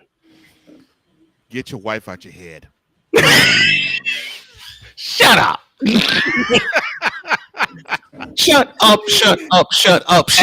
As much as Cole hates Oklahoma, Texas A&M, I think he really hates Vanderbilt. He does. He hates Vanderbilt. He would not get over the fact that Vanderbilt can win football games. Mm-hmm. It's a crying shame. A crying shame. It's a crying shame that South Carolina hosted Vanderbilt and got a footprint in their ass. They got housed. They got pantsed and housed. And every Don't other. Don't forget Virginia Tech. They got whooped too. And on top of that, after the first quarter, it was 7-all. South Carolina was in this game. They trailed 7-0. They tied the game 7 apiece. I can't believe it. But after that, it was all Commodores. I still can't believe it. I can't believe I'm going to make this joke, but I'll go ahead and make it anyway. South Carolina suffered the fate of a brick house in gold and black. I can't believe this. The only time I say Commodores and smile is when I listen to Easy 3 times a lady still sail on in brick house. Well, they put South Carolina in front of a brick house. They made South Carolina. Man. They made South Carolina look easy like Sunday morning. The only Commodores I recommend that I recognize is the one that Lionel Richie was the lead singer of. Cole. Yes, sir. Why? I can't believe I'm going to ask this question, and I never bothered to ask it, but I'll ask it now. Why don't you like the Vanderbilt Commodores? Because they're hot trash. No, man. He said last year was an anomaly. That's not the real Vanderbilt. Wait. What? No. He said last year was not the real Vanderbilt. Last year was an anomaly. No. Just a moment. Let me do some live. Wait, why do you think last year was an anomaly, especially when they beat number 1 Alabama? Because normally, when you have Alabama or Georgia or LSU come into Nashville, normally they take 20 to 25 to 30 to 35 point butt whoopings. But last year, to have Alabama come up in Commodore Stadium on the west end of Nashville and not lead a single second in the game, that is an anomaly. No, it's not. Yes, it is. Because Vanderbilt never dominates any team in the top 10 anywhere. Cole, they did a year ago. They did a year ago in Nashville. I know, but it's like what they say. Sun shines on a dog's behind sometimes. Well, it shined on Vanderbilt's ass and kicked Alabama's ass. And it's still shining on Vanderbilt. They 3-0. Yep. And they're ranked number 20. Yes, they're ranked number 20. They're probably gonna be 5-0 because they're playing Georgia State next, and then they're playing Utah State, and they're both in Nashville. More than likely, they'll be 5-0 before they go to Tuscaloosa in October. But then I love it because I want you all to say the same thing when we get to November after they play the laundry list of teams that's in front of them after Utah State. When they go to Tuscaloosa, when they host LSU, when they host Missouri, when they go to Austin, and then when they host Auburn. Okay. I mean, we just going by what we get now. Yeah, we're just going by what we see. We're just going by what we see right now. They could be 5-0 by the time they go down to Tuscaloosa and beat them. Oh, did I say that? I'm sorry. And I I'm get getting why way ahead of myself there. And I get why you have such an affinity for a school like Vanderbilt. So, no, man, the team that you like the most in college football, Northwestern Wildcats are the same way like Vanderbilt. It's the same type of school as Vanderbilt. Yes, Northwestern. My Northwestern Wildcats are the same way Vanderbilt is. Yeah, I couldn't get Vanderbilt down. I couldn't get Vanderbilt when I lived in North Carolina because hello, surrounded by ACC. Right. but I'm just going off of what I've seen. But I would say the same thing about Northwestern as I would with Vanderbilt. The sun shines on a dog's behind sometimes. And look, I give credit to where it's due. They struggle, they fight, and they have and they are the ultimate underdog. And when they have those wonderful years, every once in a while, when they have a Big Ten championship year, I'm happy for them. See, now you piss me off. But the thing is, you at least have those seasons with with Northwestern. When had you ever heard Vanderbilt winning the SEC? When? Never. So you at least can say that your beloved Wildcats have won the Big Ten. This is true. Back-to-back seasons, 95 and 96, we won the Big. We have had seasons where we've won the Big Ten. Yes, that is all the way true. And I've celebrated with Dave and the bunch every single year that we won the Big Ten. Yes. Okay, I will do you this favor. They go 5-0. Vanderbilt and Alabama will be on the slate. Do me a favor. Wow. We will pick that game. It's Vanderbilt. Wow. Because the fun thing is, you ain't say that last year, but they beat Alabama. I don't give a if it is Vanderbilt, Alabama. But it's in Tuscaloosa. It's in Tuscaloosa. It'll be in front of 102,000 fans. I'm sorry. Yes, sir. Email Kalen DeBoer. Subject email. Motivate them. Son, when those doctors, lawyers, and engineers roll up into Tuscaloosa, remind them that when you went to Nashville and you heard the former head coach say, quote, the easiest place to play in the SEC is Vanderbilt in Nashville, close quote. And then you drop that hot garbage performance of not even leading a second in that game. Remind them that you're supposed to have more talent than Vanderbilt. You're supposed to be better than Vanderbilt, and you're supposed to beat down Vanderbilt. That this basically you treat Vanderbilt like it's a directional school. Motivate them. I see the problem now. Properly. I see the problem now. Okay. I see the problem now. I see the problem now. Send the email. Send the email, Cole. Send the email. Yeah. Cole Johnson. Now. I see the problem. Gridiron. My turn. Email Diego Pavia, CC Vanderbilt Commodores. Subject of email: return the favor. I see the problem with Coach Johnson and Vanderbilt now. I see the problem now. Vanderbilt is not a football school. No. But they doing well in football, and it's like an oxymoron to you. No, they're a baseball school. And I'm not clowning when I say it. They are a baseball power. They're not football. They're not basketball. I know a few kids that played baseball at Vanderbilt. Yeah, I happened to in high school. But they're baseball school. Yeah, I have a response for you. Mm-hmm. Before I had to get a motivation from my wife. Here you go. Email Diego Pavia, CC Vanderbilt Commodores, CC Engineering Labs. Subject of email: return the motivation. Body of email. So we've been challenged to be motivated in 3 weeks' time when we are supposed to go to Alabama and get a foot put in our ass. Knowing that Alabama has no answer, no rhyme, no reason for Diego Pavia. He proved it last year. But there's a certain person by the name of Cole Johnson, one of my best friends, that says what happened last year is an anomaly. So I will say this to all the engineers, doctors, lawyers, engine chiefs at Vanderbilt.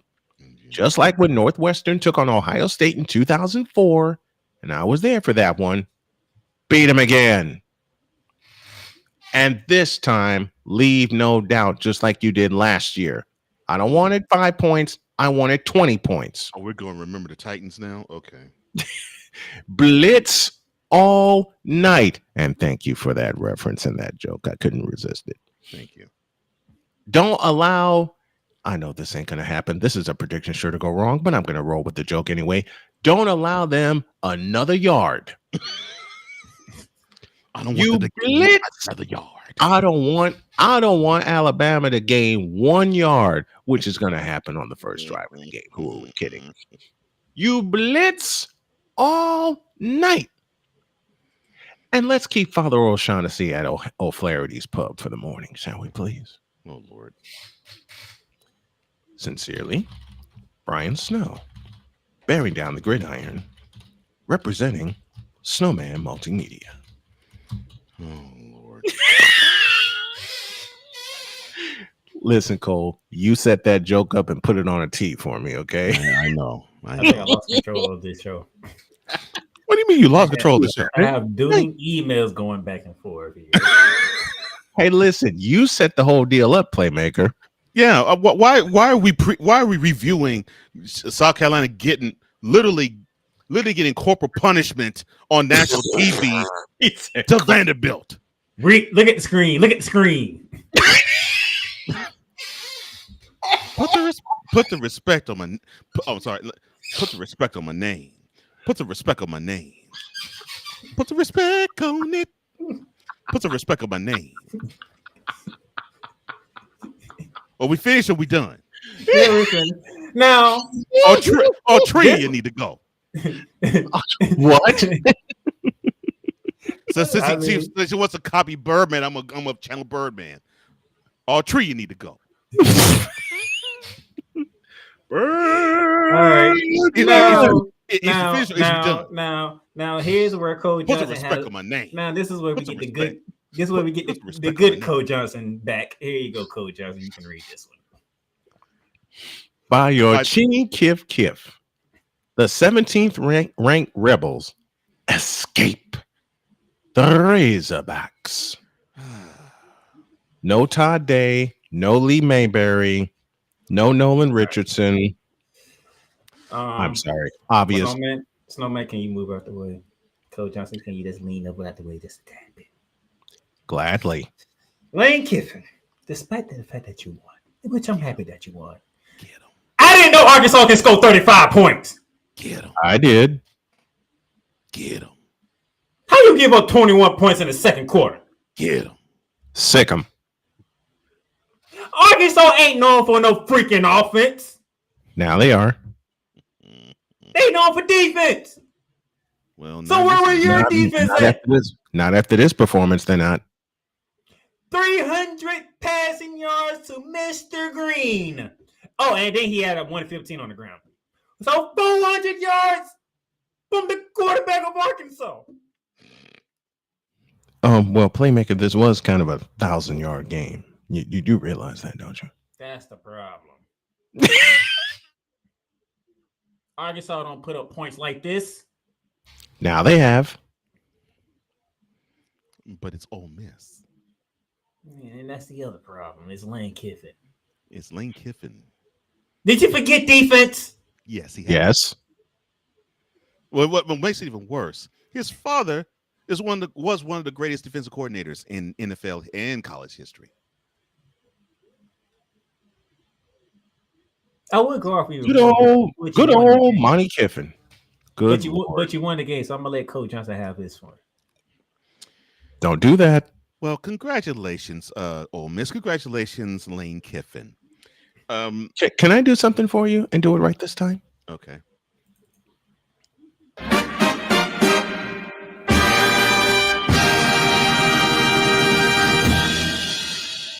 The second dolt of the week of Baron and the Gridiron is sponsored by Still Nobody.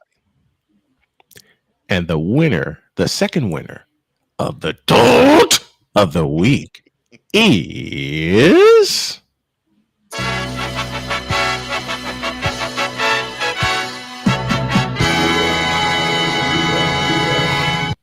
Ole Miss head coach, Lane Kiffin.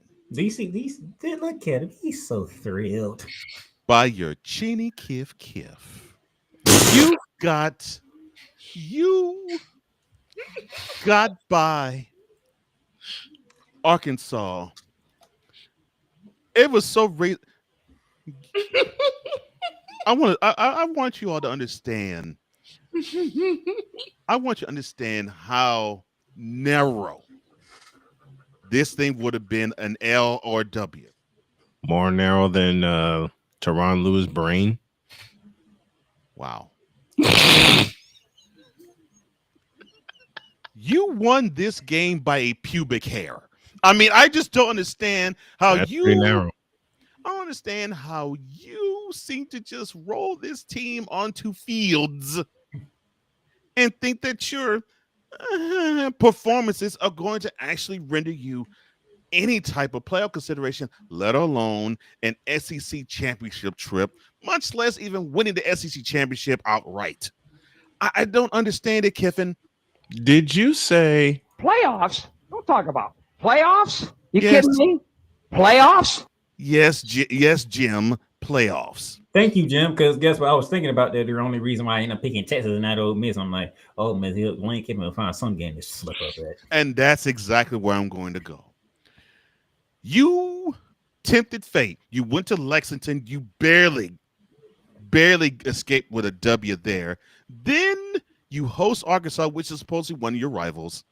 And like you said, but I'll do the real thing. By the hair of your chinny chin, or she's by the hair of your joystick. You escape with a W in Oxford. This is what is so crazy. Mm-hmm. You are ranked in the top 20. You're supposed to dog walk these teams, but no, they actually have a chance. Oh, by the way, They want have a a chance of beating you. You want a defensive stat? Ole Miss didn't record one sack Saturday night. And that is why I said on this program. I love it. Yes, you said program. Mm-hmm. And that is a word that we use now on the morning show. Mm-hmm. And that is said on purpose. That's why I said on this program that you are guaranteed at least 2 or 3 gaffes in this whole season. I don't give a crap where you're ranked. You could be ranked number 1 in the country. You're gonna slip up somewhere against some team. I don't know where, I don't know when, but it's going to happen. Can I just point out one more little thing? Mm-hmm. There was indeed 1,000 yards of offense between these two teams, 1,001 to be exact. And here's the problem: you probably could be seeing maybe 2-3 more games like that Ole Miss will play. Mm-hmm. So, all right, let's go down the schedule. Now, in 2 weeks' time, I hate you for saying it. I bleeping hate you for saying it. So in 2 weeks' time, after you host Tulane, you host number 3 LSU. They come to Oxford, and that's supposed to be one of your big-time rivals too. As Richard Pryor said best, I know you're busy. I've checked your schedule. And then From mid-October to early November, you run the gauntlet of playing Georgia, Oklahoma, and South Carolina. You at least host them, but you have to go between the hedges and you have to go to Norman. In back-to-back weeks. So, yes, in back-to-back weeks. Then you end your season hosting Florida and then going to Starksville. For the Egg Bowl. For the Egg Bowl. Now, in those and 6 knowing, games, and knowing that jackass, he actually might let Florida actually have a lead in that game. In those 6 games I mentioned, I guarantee you 3 of them he's going to lose. 4. He's going to find a way to lose these games because it just boggles my mind that this guy gets great recruits after great recruits after great recruits, and they underperform every single year. I don't get it, Kiffin. It's Lane Kiffin. Why are we surprised? This is exactly why we can't never pick Ole Miss to do anything. It's like, bruh, you gonna do something to where we gonna sit here the following show and be like, just like you did, you took your ass to the swamp, knowing the fact that we just came off knocking off LSU.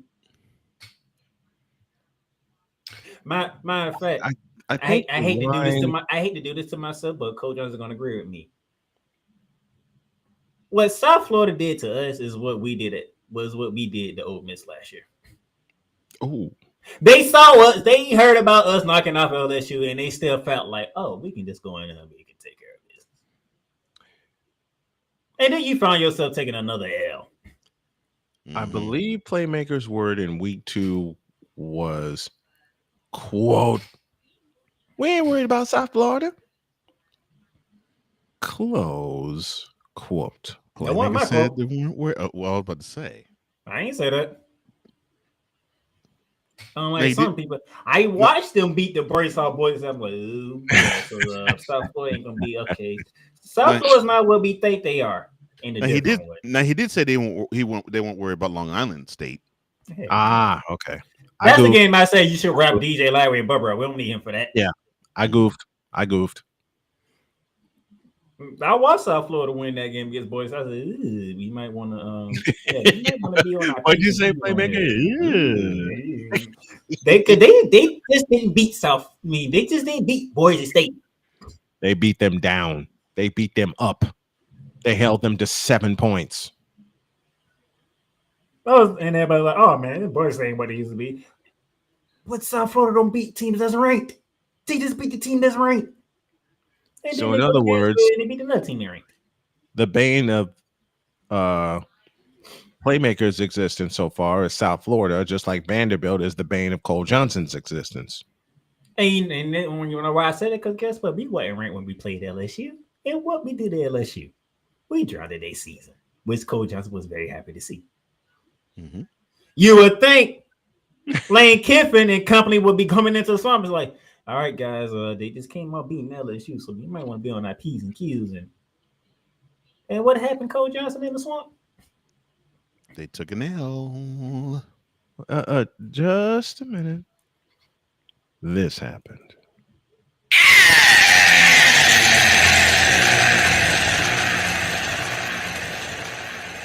Which prompted Cole Johnson to come on that Wednesday smiling from ear to ear. I wonder why. Because Lane Kiffin just does stupid crap on the sideline. He just upsets me. I'm going to say something that Cole has said many times over about a certain somebody else whose name I will not mention, but it applies here.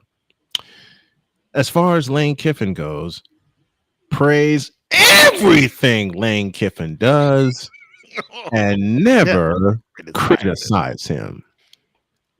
So, Lane, you got away with this one. But don't worry, Coach. He just sitting back waiting with his popcorn and his same here. Whatever flavor drink that he likes to drink. And he just waiting for you to slip on the banana peel like you always do. You got at least 2. And I think it's going to be 3 in you. I say 4. I say 4. I wouldn't put it past if it's 4. I'd say 4. And that 4th one's going to be the Egg Bowl in Starkville. I'm being conservative. I know. I know we're going to see 2. I'm waiting for 3. I'm waiting for 4. Then that last one, which is going to put a pin in his season, is going to be in Starkville. And now this message from Stupid University. Lane Kiffin, this is for you. So I realized that I think even though it's not advertised, right, there has to be a place for stupid people. We don't know because we're not stupid, so we don't know anything about it. It's like a secret club society. So I've come to the conclusion that he graduated from SU, Stupid University. Yeah, get all the stupid ass letters that go along with graduating, high honors of being stupid. I can't do no more. Dominoes, dominoes, dominoes. Stupid University, where everyone graduates. Magna cum stupid. I hate the fact that Snowman played that. Why? Why, Playmaker? Why? I hate the fact that Snowman played that. Why? Why do you hate? Why? Beautiful segue. There you Beautiful go. Segue. Oh, the Aggie wish. Down the Irish. Aggies down Irish. There's a whole bunch I can say about this, but I can put what happened in the final 100 seconds. You say I can put it in one question. No. I can put it in one question, and it's the question that Cole Johnson is waiting to hear. And the question is, where was the defense? Thank you. I'll answer that question. Because yes, Marcus Freeman, it is you. It has always been you. It always will be you forever and ever. Amen. There, question answered. You get a ball to Jeremiah Love. He punches it into the end zone. I'm like, okay, Notre Dame is going to survive a tough matchup, and then all of a sudden it just boom, bam, pow, field goal. Oh no, touchdown. All of a sudden, Texas A&M wins.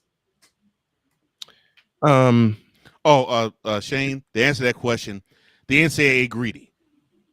The NCAA wants Notre Dame in the playoff. Yeah. How in the blue are the Irish 0-2 and still in the top 25? Why don't I do this the right way? They still think they can run the table, and and they're hoping for that to happen. Why don't I do this the right way?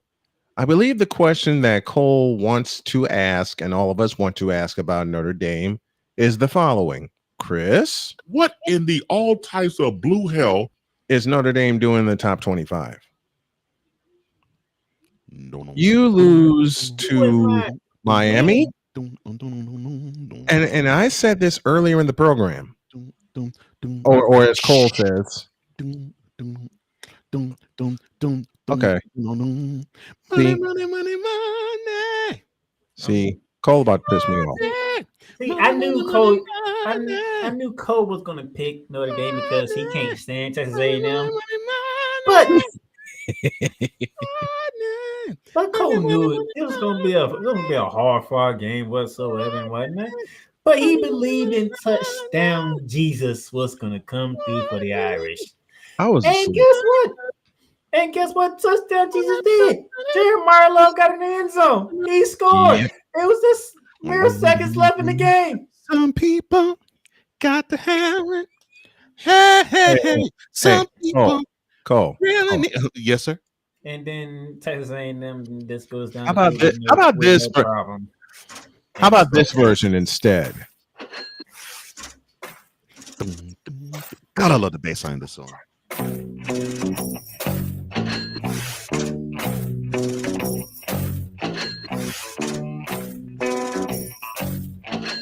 Okay, you can stop now. How about that? That should listen. Bad things with it. I'll say it the way Cole Johnson is trying so hard not to even talk about this game. I'll say it the way do things, good things with it. I'll say it the way Cole Johnson says it so very well. Dear NCAA, hey, quiet. Thank you. Dear NCAA, when it comes to Notre Dame, you have no balls. No BALLS. No balls.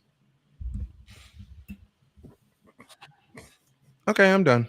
I know you're done. But Cole ain't. I know he ain't. And nobody knows that that's not done because I took his behind off the goddamn screen. He's still gonna be single when you bring him back up. You know that, right? No, he's gonna stand back until you stop because he's trying to avoid talking about this game. I have nothing to say. I said everything I needed to say earlier. Whenever Coach Johnson's ready to talk about Notre Dame losing to Texas A&M, and yes, I did. It's Texas A&M, the Aggies. Mm-hmm.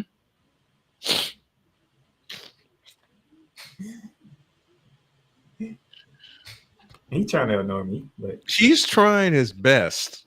I know he is. I know. He can stay back for the rest of the show if he wants to. He ain't. Yeah, he stopped on that one. Really? What? That is you. Come back. I know that's you because I actually took him off. I mean, no matter what he does, it's not going to be heard. So it's you. I don't even know why you tried that. You weren't going to trick me. I didn't intend. Marcus Freeman, what is your problem, son? You had a double-digit lead in the second quarter. What is your problem? I don't understand it. I seriously, what is your malfunction, son?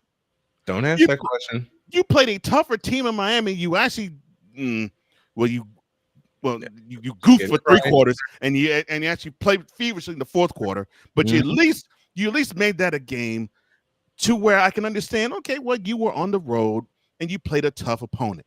Yep. No, you go home and you gift wrap a W to a team that sucks with 2 ribbons.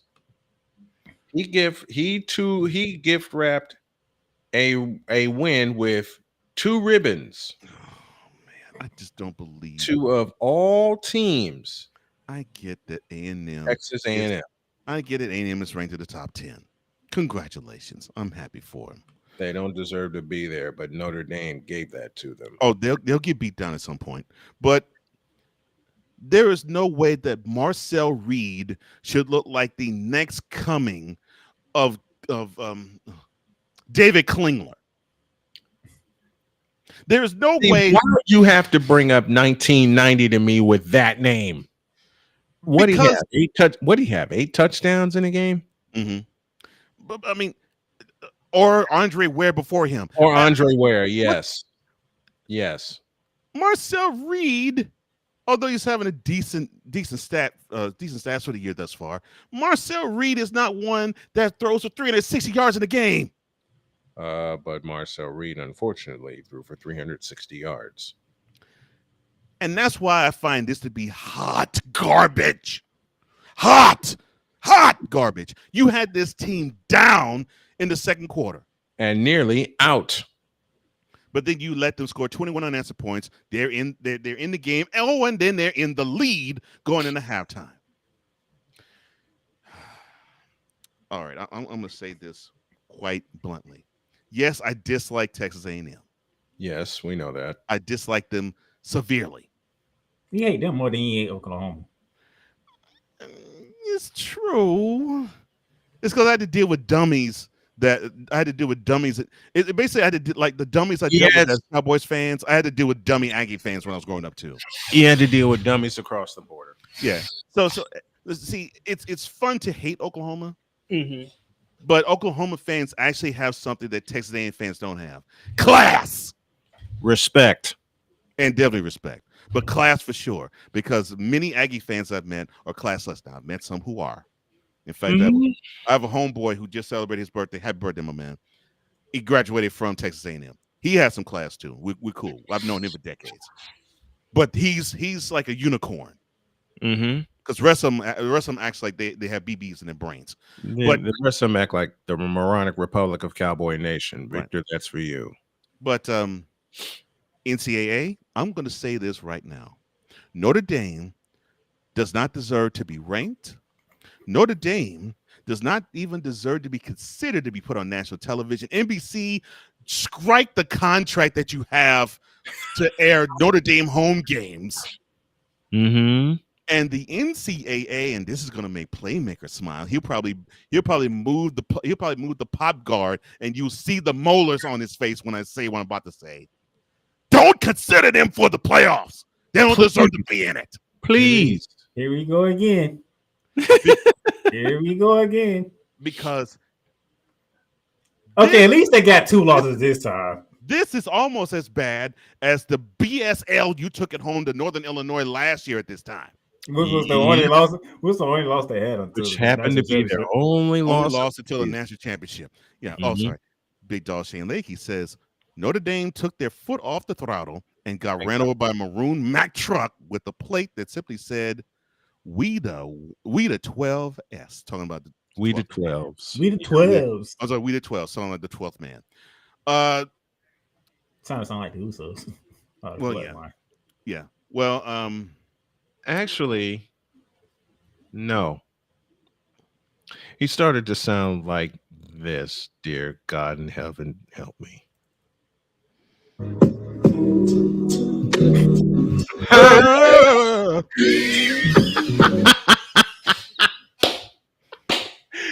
Got him. Now, back to our radio parking already in progress. People don't let money don't let money change you. Almighty dollar. People don't let money. Thank you very much, folks. I'll be here all week. Be sure to tip your waitress. I've already tipped mine. Keep on changing up. Snowman has been suspended from bearing down the gridiron. No, I have not. No, I have not. From bearing down the gridiron indefinitely. Why? How dare you play that on my show? Well, you laughed, which is why I played it. Texting me. I knew you'd get a kick out. Texting me, axing me. Oh, they still them boys. What is Texan and accent? What is accent? What's the word act? All right, now to the. I've asked that question for many. In A&M, you still gonna fall, and I'm not talking about when you meet Texas neither. Did you say Neville? Neville. Did you say? All right, now to our game of the week from last week, and this is what I had to look for this. What's that coming? I was like, quote. What's that coming down the track? Close quote. Bulldogs win their 9th straight game over the ball. Let me have this one because there ain't going to be a rant involved. There's just going to be no. You know what? Here's how I describe this particular game. Look at the first quarter score. 21-7 Tennessee. Mm-hmm. And Georgia did not worry. They got to within 4 points at halftime. They got to within 1 point at the end of the third quarter. And then after Tennessee went up 8 in the final period, Georgia responded. Tennessee had a chance to walk off. And a makeable field goal at that. Had a chance to walk off. Shank. A makeable field goal, Shank. A very makeable field goal. He shanked that field goal worse than Jake Moody did in the Super Bowl. Oh, that's sad. And now, Big Dog has a penalty flag that they want to play. Oh, Big Dog Shane Lake says, personal foul. I'm sorry. Personal foul, playing garbage, 15-yard penalty. Snowman has been disqualified. I resent that disqualification because I'm still here. Anyway. Everything Snowman said is true. This was the game of the week. This was the best game from the week. And a freshman kicker for Tennessee shanked. Choked. He look, y'all know I love my 49ers, but I gotta say this. And as I said just a moment ago, he shanked that makeable field. Listen, they drove down the field. Oh no, he definitely shanked because as soon as he kicked it, the announcer was like, "Oh, that's no good." Lord, yeah. Chris Fowler knew when Chris Fowler says off the kick that he missed it badly. You knew it was a shank. I knew it was over. I said, "Oh Lord, they don't gave Georgia life." They gave Georgia the opportunity. And Coach Johnson, what we always do when we say when you give a champion like Georgia life. Yeah, you're done. You're done. And immediately, you know, one of the people that I talked to, Snowman, my man, what's up, Christian Simpson? What's up, my brother? Yes, yes. I affectionately call him Rodney.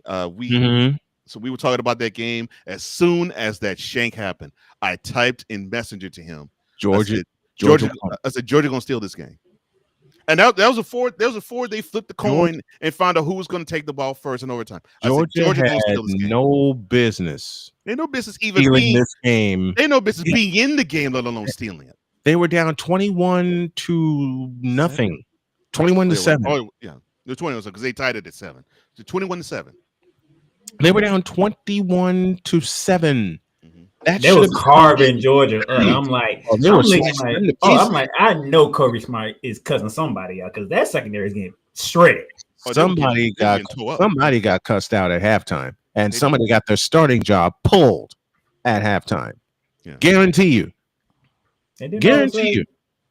I didn't know what Tennessee couldn't do nothing on offense.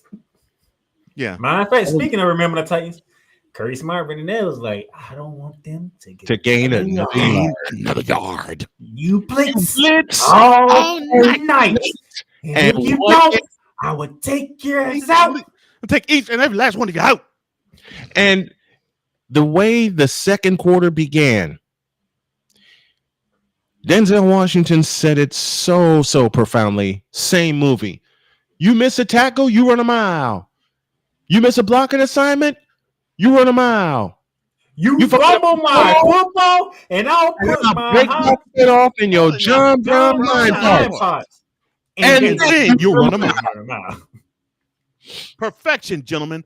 And unfortunately, Tennessee did not get the memo. Nope.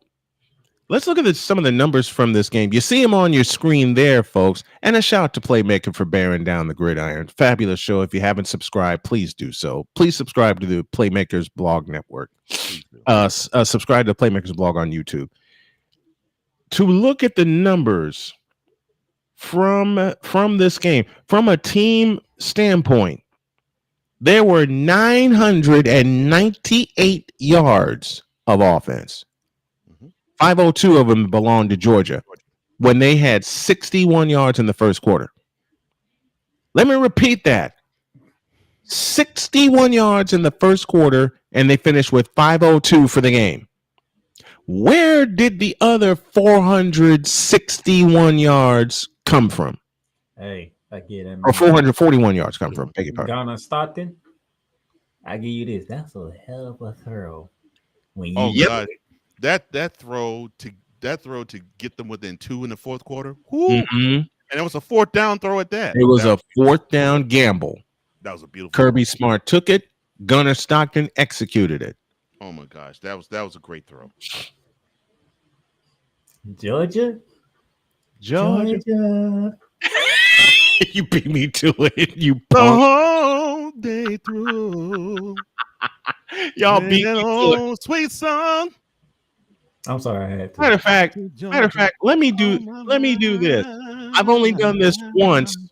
On my show with Cole Johnson and Toe.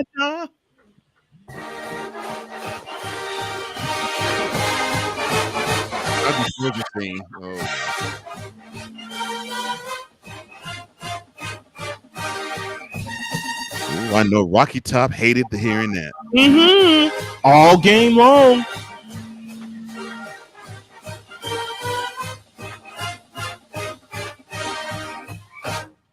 Yep. You let Georgia, dear Rock, man, give me this. Dear Rocky Top, you let Georgia escape and take your playoff hopes with them. Coach Johnson got an 8-2 record in week 3. Fuck you, South Carolina.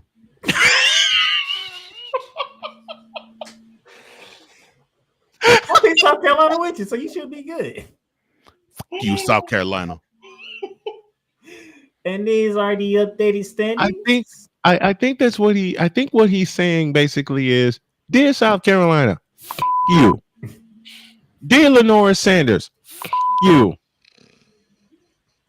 Dear Columbia, South Carolina, which houses the University of South Carolina, you, and you. You got one game back, Cole. You South Carolina. You Virginia Tech. Say it again, please. Virginia Tech was going to kill him. Say South Carolina. You Virginia Tech. I was a little off on the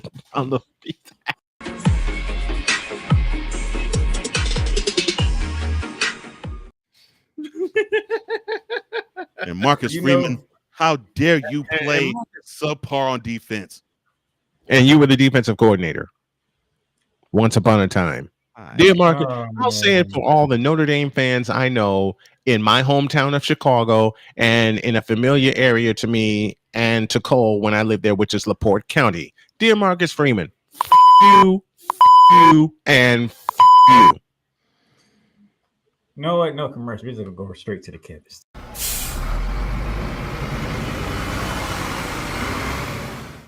And you heard what I said in NCAA committee. Do not even entertain Notre Dame if they have a 10-2 record at the end of the year. Don't even entertain them. Well, you know they're going to. You know they're going to. You know they're going to. To begin our campus tour. Send a letter to them saying that you are eliminated from the playoffs right now. Let's go to Salt Lake City to begin things. Big Noon kickoff will be in Salt Lake City. 16-win Utes taking on the 17-ranked Red Raiders. Did you say? Why is this game at noon? Why is this game at 9 o'clock in the morning? Because it's the Big 12. Oh, I'm sorry, I didn't mean to say that. Do you see the two logos on each side? Yes. Yes. It's called Beating No Kickoff for a reason. I know it's the Fox's version of who gives a not who gives a crap. Wow. Look, who gives 2/5 of a half of a flying if Fox is there? I'm sorry. Well, this is Fox response to College Game Day. Except College Game Day mostly the primetime game. So Big Noon said, "We'll just do the noon games." That's correct. Mm-hmm. That's why it's called Big Noon Kickoff. And the pregame pulse is going to be both shows. Anyway, and I get your sentiment of why this is at 12 when you're like almost in Durning on the West Coast. Yes, but you're right. But you're right. The kickoff in where are they? Salt Lake City. They are Salt Lake City.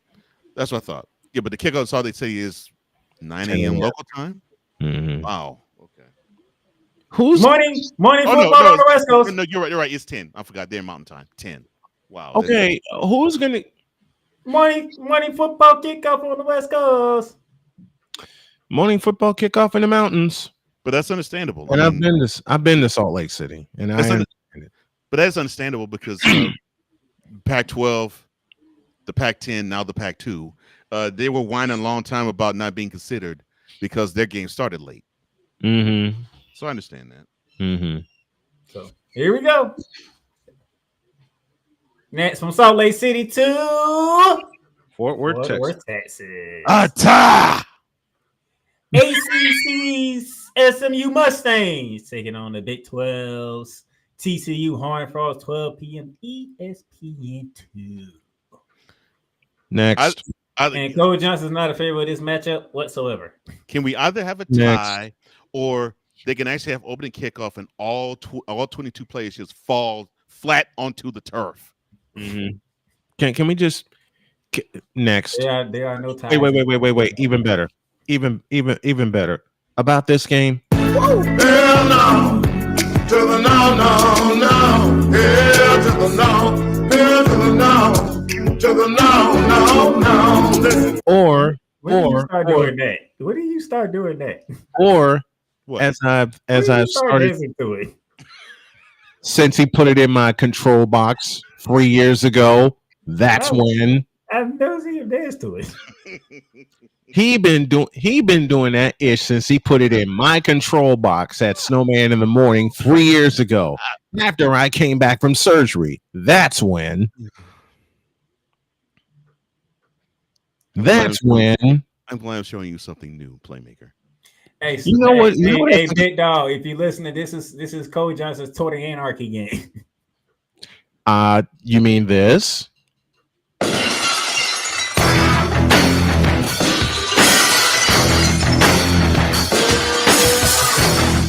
Better yet, music.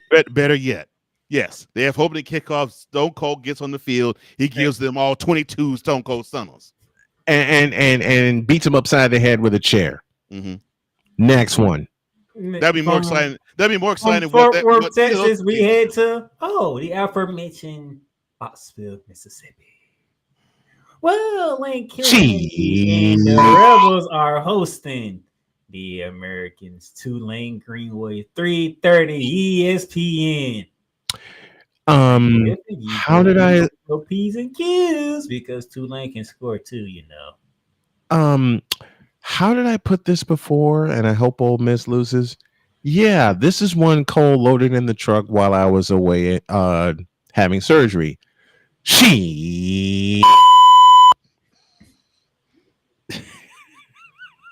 Don't have me come back here next Wednesday and Coach Johnson have a big ass smile on his damn face. I hope he does. Because you let the Greenway wash you away in your own building. I hope Tulane springs the upset. In fact, I'm going to sound the alarm right now, which is going to sound like this. I'll go for it. I'll go for it. I will listen. I will eat this L like I drink my coffee, my iced tea, and my water. This is how did Mike and Mike in the morning put it? This is a prediction absolutely sure to go wrong. I'll eat this. Sure to go wrong. Listen, who's everyone picking this weekend? Right? We ain't get that far yet. Listen, I'm talking about. All I said we didn't get that far yet. I'm talking about the lamestream media. From Hartford, Mississippi, we moved to the bounce house in Orlando, Florida. Where the CF Knights from the Big 12 play host to Bill Belichick in the ACC's North Carolina Tar Heels. 3:30. Are you kidding me? And that's a primetime afternoon game. Are you kidding me? He did what?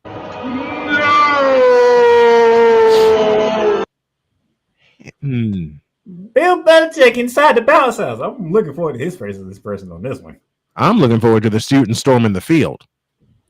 And by the way, yes, I have attended a lot of UCF games, so yes, I know what the bounce house is like. Same here. I'm looking forward to this game. Cole Johnson, anything you want to say? No. You don't have this prepared, Bill. You don't. They're going to get rolled. Your team sucks. It's hot garbage. They're going to get. Cole Johnson gets a correct answer. From the bounce house, we go to Norman, Oklahoma. Oh, hell no. Auburn, you better do your job. Oh, hell no. 3:30 p.m. Be on your job, Auburn. Be on your job, Auburn. 3:30 ABC, the 22 ranked Auburn Tigers make the trip to Norman, Oklahoma to take on the 11 ranked Sooners of Oklahoma. Oh, hell no. This should be interesting. Because last year, this is where Oklahoma, when they went to Jordan Hare, and got destroyed. They went free falling. And since then, Oklahoma has suffered a lot of emotional damage. They barely recovered when they beat Alabama, but yes. Barely being the operative word. But now they rebounded to be ranked 11 in the first 3 weeks of the season. Yeah, they did put a good stomping on Temple. And West Cole Johnson had the nerve to message me like, dude, stop the BS, please. Stop the cap.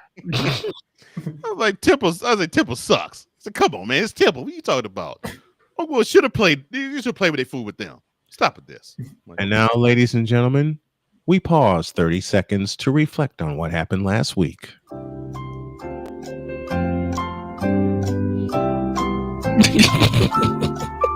you don't turn that junk off. What? I'll run the show, not you. Not junk. So we go from Norman, Oklahoma. Let's head to the Cornhusker side of the country. Oh, God. Nebraska.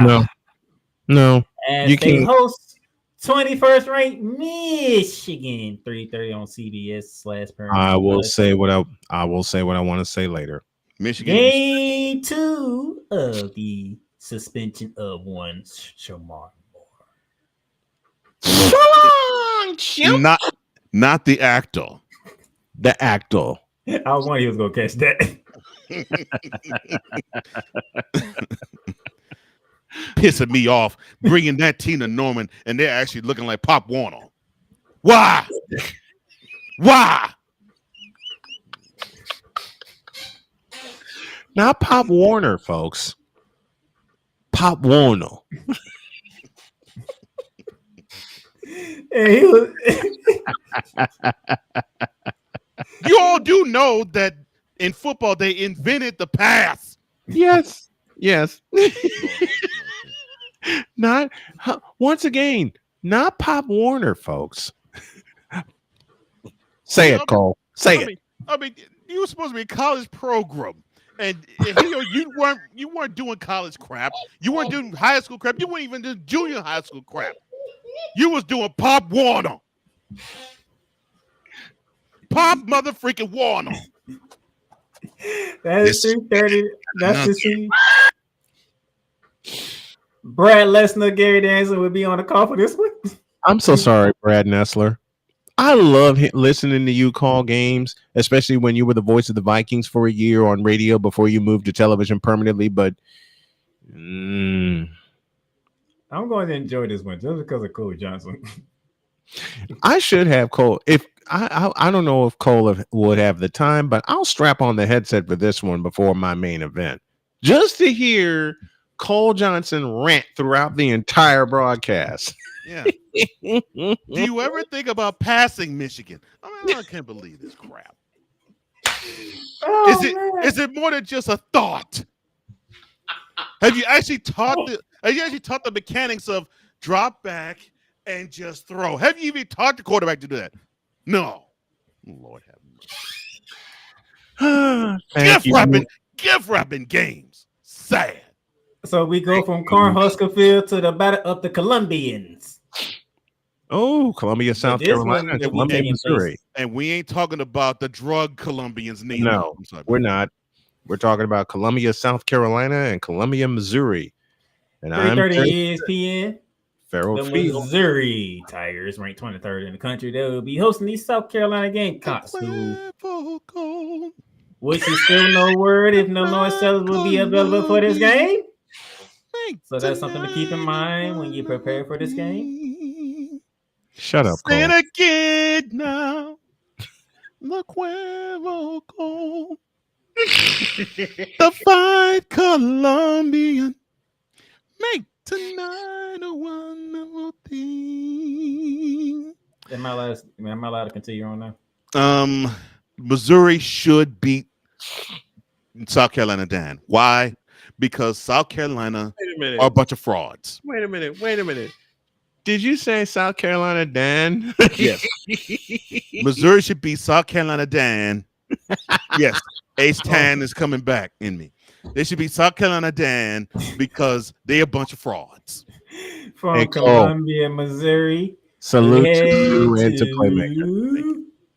Washington in the battle for the Apple Cup. Between This Washington game has the most rotten apples I've ever seen in my life with these two teams. between Washington and a Pac-2. I'm glad my wife and I use the apples that we have to make the apple crisp that we have, because you ain't gonna get it in this game. So it's between Washington and it's between Washington and a Pac-2 member. We got two winning programs here. What are you talking about? I did my research before I selected my slate. These two are. I did my research you also. did research. Yes. Which one of them got boat race Saturday? 2 winning programs. That team on the right. That's what I thought. 59-3. That team on the right. 2 winning programs. 59. Okay, they 2-1. What you want? They 2-1. But do you know how many points they surrendered in that To one? North Texas. I mean, They was looking ahead. They was looking ahead. They were looking ahead to their biggest rival. They were looking ahead to the next year. They weren't even looking ahead to the next. They were game. looking ahead. Cole, let me double down on that for you. They were looking ahead to 2 years down the road, not next year. 7:30 CBS next year. Hey, if CBS holding this game, I wonder who's calling that game because I know Brad Nelson and Gary Anderson, they calling the other game. So who's calling this one? It ain't Ian Eagle because he's got the NFL. So it's probably It's not Noah because he's on NBC. it ain't Noah's on NBC handling.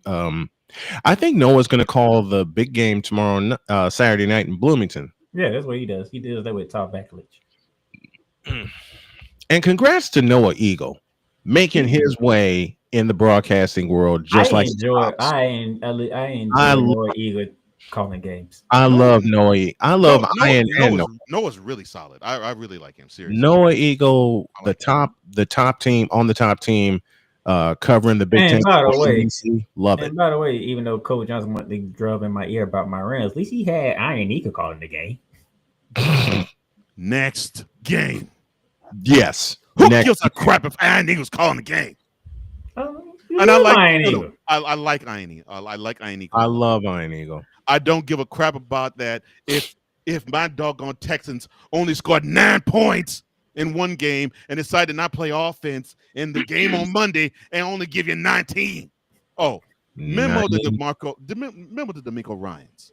When it's 4th down inside your opponent's 10, kick the field goal. Take the points, please.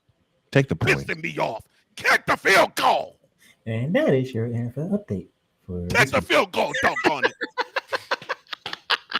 And that is our NFL update for this. From Washington, then let's go down south to Los Angeles, California. No. The 25th ranked Trojans of USC play host to the surprising 3-0 Michigan State Spartans. 11 p.m. on Fox. You won't see me up for that game because USC is a bunch of bullshit and Michigan State is a bunch of bullshit. Well, No. I don't think That's why it's at 11. I don't think neither one of us gonna be up to watch this game. That's why it's at 11 o'clock because they know neither of us true college football fans are going to be up late enough to watch this piece of bullshit. Somebody has to lose. Somebody has to lose. Somebody must leave the Coliseum with an L on the right side of their record. You know what? I got a favor to ask. That was hilarious. I got a favor to ask. Can we just give both of these teams a big fat? We don't do ties in college football, fans. And just be done. Somebody has to win. Somebody has to lose. That's the way. No. The heck with that. I invoke a rule here. We give both of the. Give me this button. We give both of these bullshit teams a great big fat ass.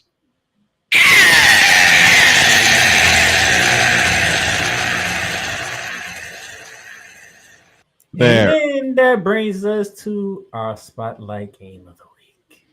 Where is the spotlight game of the week, Playmaker? I'm glad you asked. We're going to the Big Ten. Yes. Bloomington, Indiana. Memorial Stadium. As the 19th ranked Hoosiers of Indiana play host to the 9th ranked Fighting Illini of Illinois. Noah Eagle will be on the call. 7:30 NBC. Noah Eagle on the call for this game, and a very dear friend of mine, Brian Barnhart, will be on the call for the Fighting Illini Network. And I will have the alternative call on my YouTube channels. Will go up at 7 with the pregame show. Woo! Don't be surprised if this game ends up like Georgia and Tennessee. These teams love to move the football, and they have shown they can move the football at will. This is Illinois' highest ranking, if memory serves me correct, since 2001. I will say this about this game. You have Ohio State, you have Penn State, you have Oregon. These two teams want to claim that they can compete with those three. Mm-hmm. And if both teams are motivated correctly, we're going to see a really good one with these two. Yeah, I wouldn't be surprised if it's either going to be a high-scoring game or it's going to be defensive slobber knocker. Mm-hmm. So to me, I think that's the carrot that's being dangled in front of both the Illini and the Hoosiers. And there may be, and I may be slight in this. I may be well off in saying this, but to whoever wins this game, there just might be a small inside track to Lucas Oil Stadium hanging in the balance. I agree with you. And that will conclude the campus tour.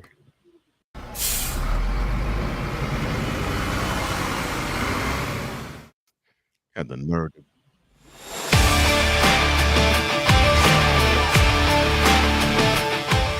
Game, and them fools can't even score. Tear down, pick 'em. Pick one. Pick 'em. Oh God, this again. Cole Johnson's going with the Red Raiders will get the real win. I'm walking with the hometown hoops. I'm going with Utah.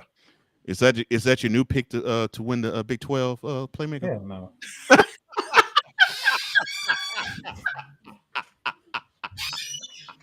I wonder who playmaker could get him from last year. Damn it. That's why he knows. That's why Cole asked me that. I'll make you smile wide, Snowman. Playmaker decided to pick Colorado to win the Big 12. Oh, he know. He was on Colorado? that show. Yes. Come here. Come here. Snowman, you was in the chat on that show. That's why you was like, I know. Put in big ass letters. Why? Yeah. This is what I think about playmakers pick of Colorado to win the Big 12. Oh Lord, not again. Next. You say with big letters. Why? Why? You put in the chat. Why? That's exactly. You know why I put that? You know why I put that in the chat after you picked Colorado of all teams? Good Lord, Colorado. I was going to pick Kansas State, and then looking up, and then they went to Ireland. I'm like, but hey, it doesn't count against their record.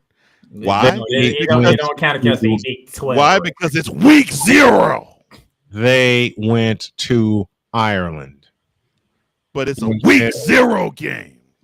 Look, Kansas State. I will borrow the words of the legendary Chris Dietz. Kansas State is good at one thing and one thing only: being consistently inconsistent. Week 0. Week Utah, 0. I'm taking Utah. Coach, I'm taking the Texas Tech Raiders. I'm going with Utah. Game 2. Then you got this one. I made him make a pick. I was like, look. He tried to pull a Snowman. I'm like, dude, you don't start the BS and make a goddamn pick. I was worse than Snowman here. I said, yeah, tied. No, all of them be assassinated. Just fumigate them and the stadium. Fumigate Amon G. Carter Stadium. Yes. You ain't making me pick this game. Nope. Look, you can't make me do it. Send the National Guard to Fort Worth. Is him. Listen, you know what you do? You take that steel horn that they got. You take that steel frog that they got, and you use it to fumigate the stadium.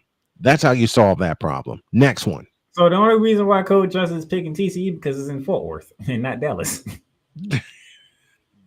That works. That's the only reason why he did that.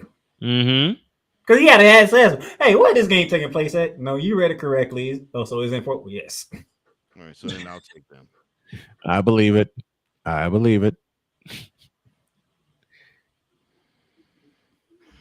don't think we need to say why we. I have nothing to say.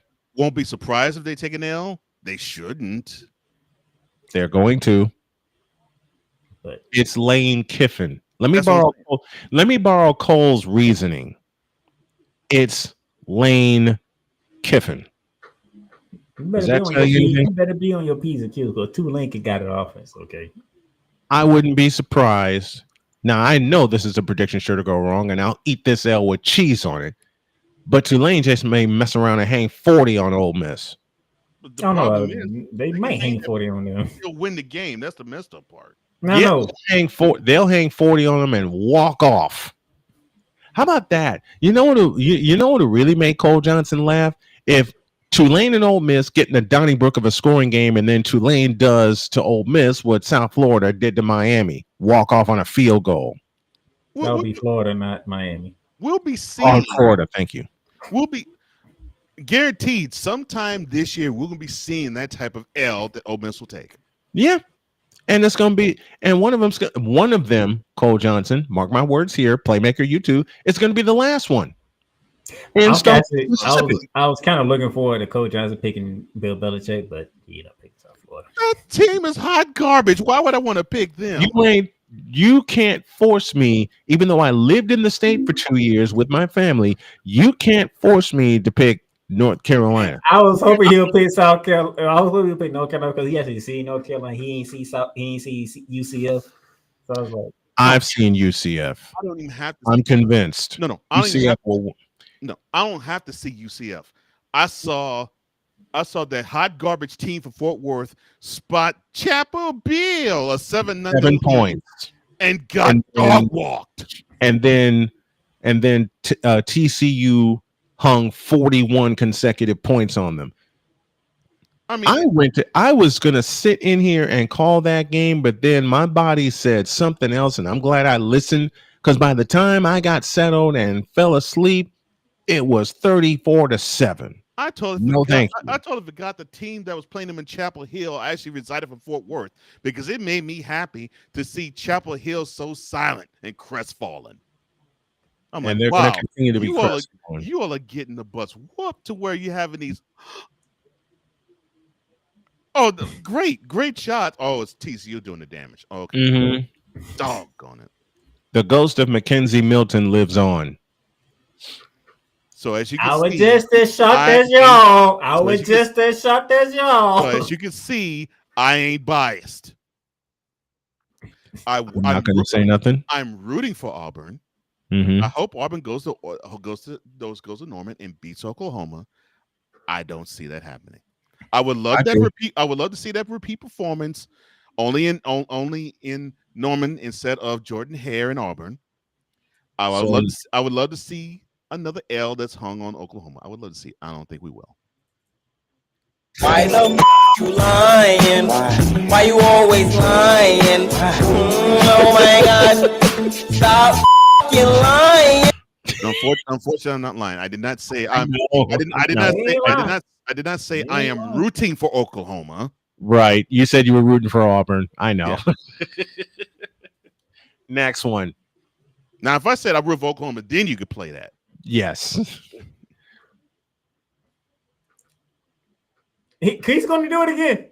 And I'm going to do it again. Why? I do not believe in what's the nickname that Cool has for the head coach of Nebraska?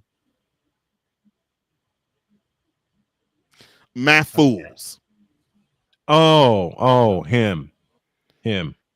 But because it's in Lincoln and I don't like Michigan, you know which way I lean. Next. I'm going Big Red. Because I still don't think Michigan has a passing game. Michigan will never have a passing game. I 100% agree with what you just said, Playmaker. However, I just do not have faith in Nebraska. Okay. I don't. Will Cole get his payback, or would I go up 2-0? We will see.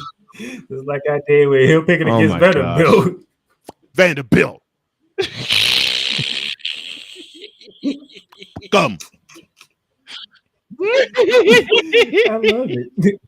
I got to do it. Because we take this job so. Wait a minute. Wait a minute. That is classic. That is classic. Stop the lies, bro. I mean, Here why. when Clear as a Cole, we're all going off on that clip. Clear as a bell. You hear wise out of nowhere going, stop the lies. Stop the lies. Stop the cap. Stop the cap. bro. And we all losing the game. I mean, when you lose your Heisman contending quarterback, what you think we was going to do? Wait a minute, and ass whooping. A big fat can of whoop ass. To Vanderbilt. You all should be Gamecocks, you be ashamed of yourself. You got whooped by doctors, lawyers, and engineers. How could you show your face on campus Monday after that drubbing you took at home? How? I guess No going forward for all college teams. If you lose to Vanderbilt, Coach Johnson's on your head for the rest of the year. Lord have mercy. It's Vanderbilt, doggone it. Next. They're welcome mats. You let a welcome mat beat you down. How? How?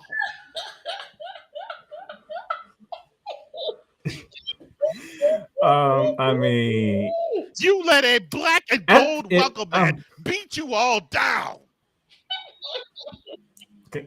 Sir, we on the Africa. Washington State got whooped 59-3 by North Texas. Yes, they did. Did you actually think you was gonna pick them? But forget me. Did you actually think you was gonna pick them? No, I didn't. I'm going with the team that's in the Big Ten. It should be the Pac-10, but that's a story for another the time. team that's in the Big Ten versus the team that's in the Pac-2. No. I'm gonna go with that team in the Big Ten. I'm sorry. And since they're wearing purple, oh Lord have mercy. Snowman, don't get kicked off, man. I let you slide with the Dallas one. Do not get kicked out.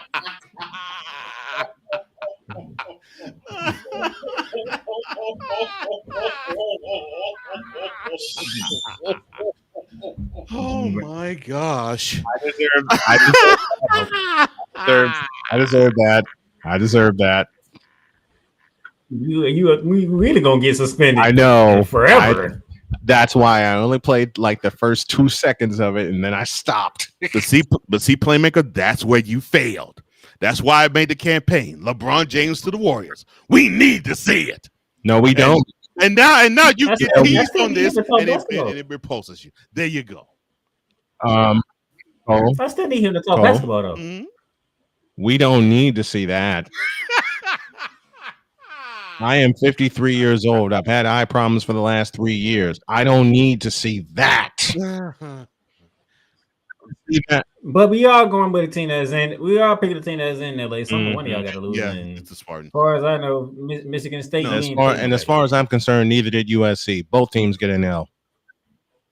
Mm-hmm. Hey, to me and Cole, they survived the trip to. That's they didn't even survive. They did pretty good in West Lafayette. Yeah, it's Purdue. Despite that 3 hour rain delay. I agree. Or as my wife said. We agree, but when you go, Snowman, you watch a lot of football. You know how it is when you go to West Lafayette. I've been to and through West Lafayette. There's bad juju in West Lafayette. That's why we said the fact that this game is at 3:30 and not at prime time. USC and they didn't escape. They actually did pretty well. Mm-hmm. As my wife says best, it's Purdue, not Purdue. Well, only in prime time. What she better say is Purdue and not Purdue when they play Notre Dame. I'm sorry, not bad. She doesn't care about either one of those teams, so I'm fine there. I understand why she don't. And then our spotlight game of the week, we went to the people. Got to give the people. Give the people what they want. I will have 69% are on the Fighting Illini with 30% on the 69 dudes. Oh Lord. A reference I haven't heard in a long time. Goodness gracious. in a long time. So the people are going Illini. Where does Cole Johnson and myself? That's a great question.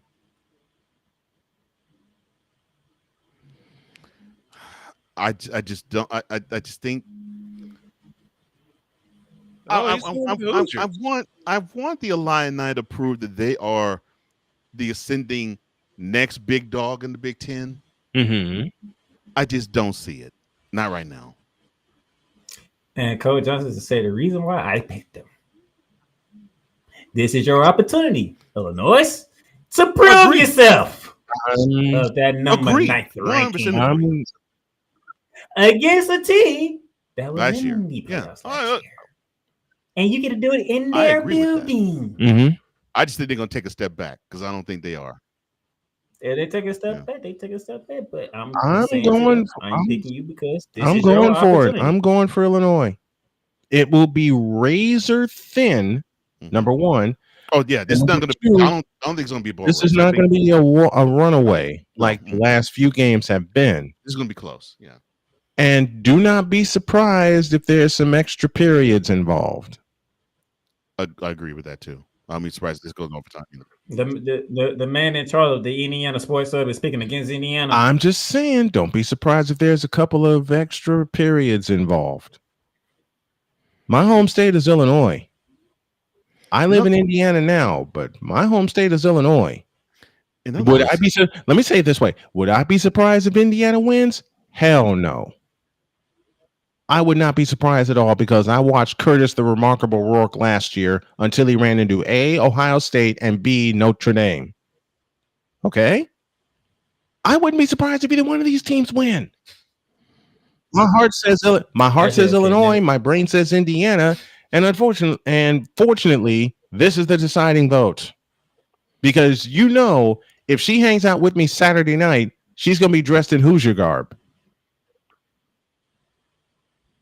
So I am looking forward to that game. I'm looking forward to it. Here are our picks. This time there's a 3-game difference between me and Cole Johnson. And Cole has the opportunity to actually catch me. By the end of the week, you can tie this up. You better learn that they have invented the passing game. Cole, which prompts a question. What if they don't learn? He ain't picking Michigan. He's not picking Michigan never again this season. Fingers, hope they can gain 300 yards against Nebraska on the ground. He gonna treat them like he treat Virginia Tech. If they lose again, he picks which them. comes to a backup question. What if they only gain 100 yards on the ground against Nebraska? Then they better hope they have a Frank Beamer special along with it. Speaking of Virginia Tech. Which team has angered Cole Johnson more, folks? Virginia Tech or Vanderbilt? Virginia Tech. Virginia. Because he picked Virginia Tech against South Carolina. That didn't work. Why'd you do that? Because I don't. But what did South Carolina do against Vanderbilt? Took a big fat L. I don't believe it's South Carolina. That's why I picked against them. And then he followed it up by picking Virginia Tech against Vanderbilt. You louses lost against Vanderbilt in your crib. Just like those.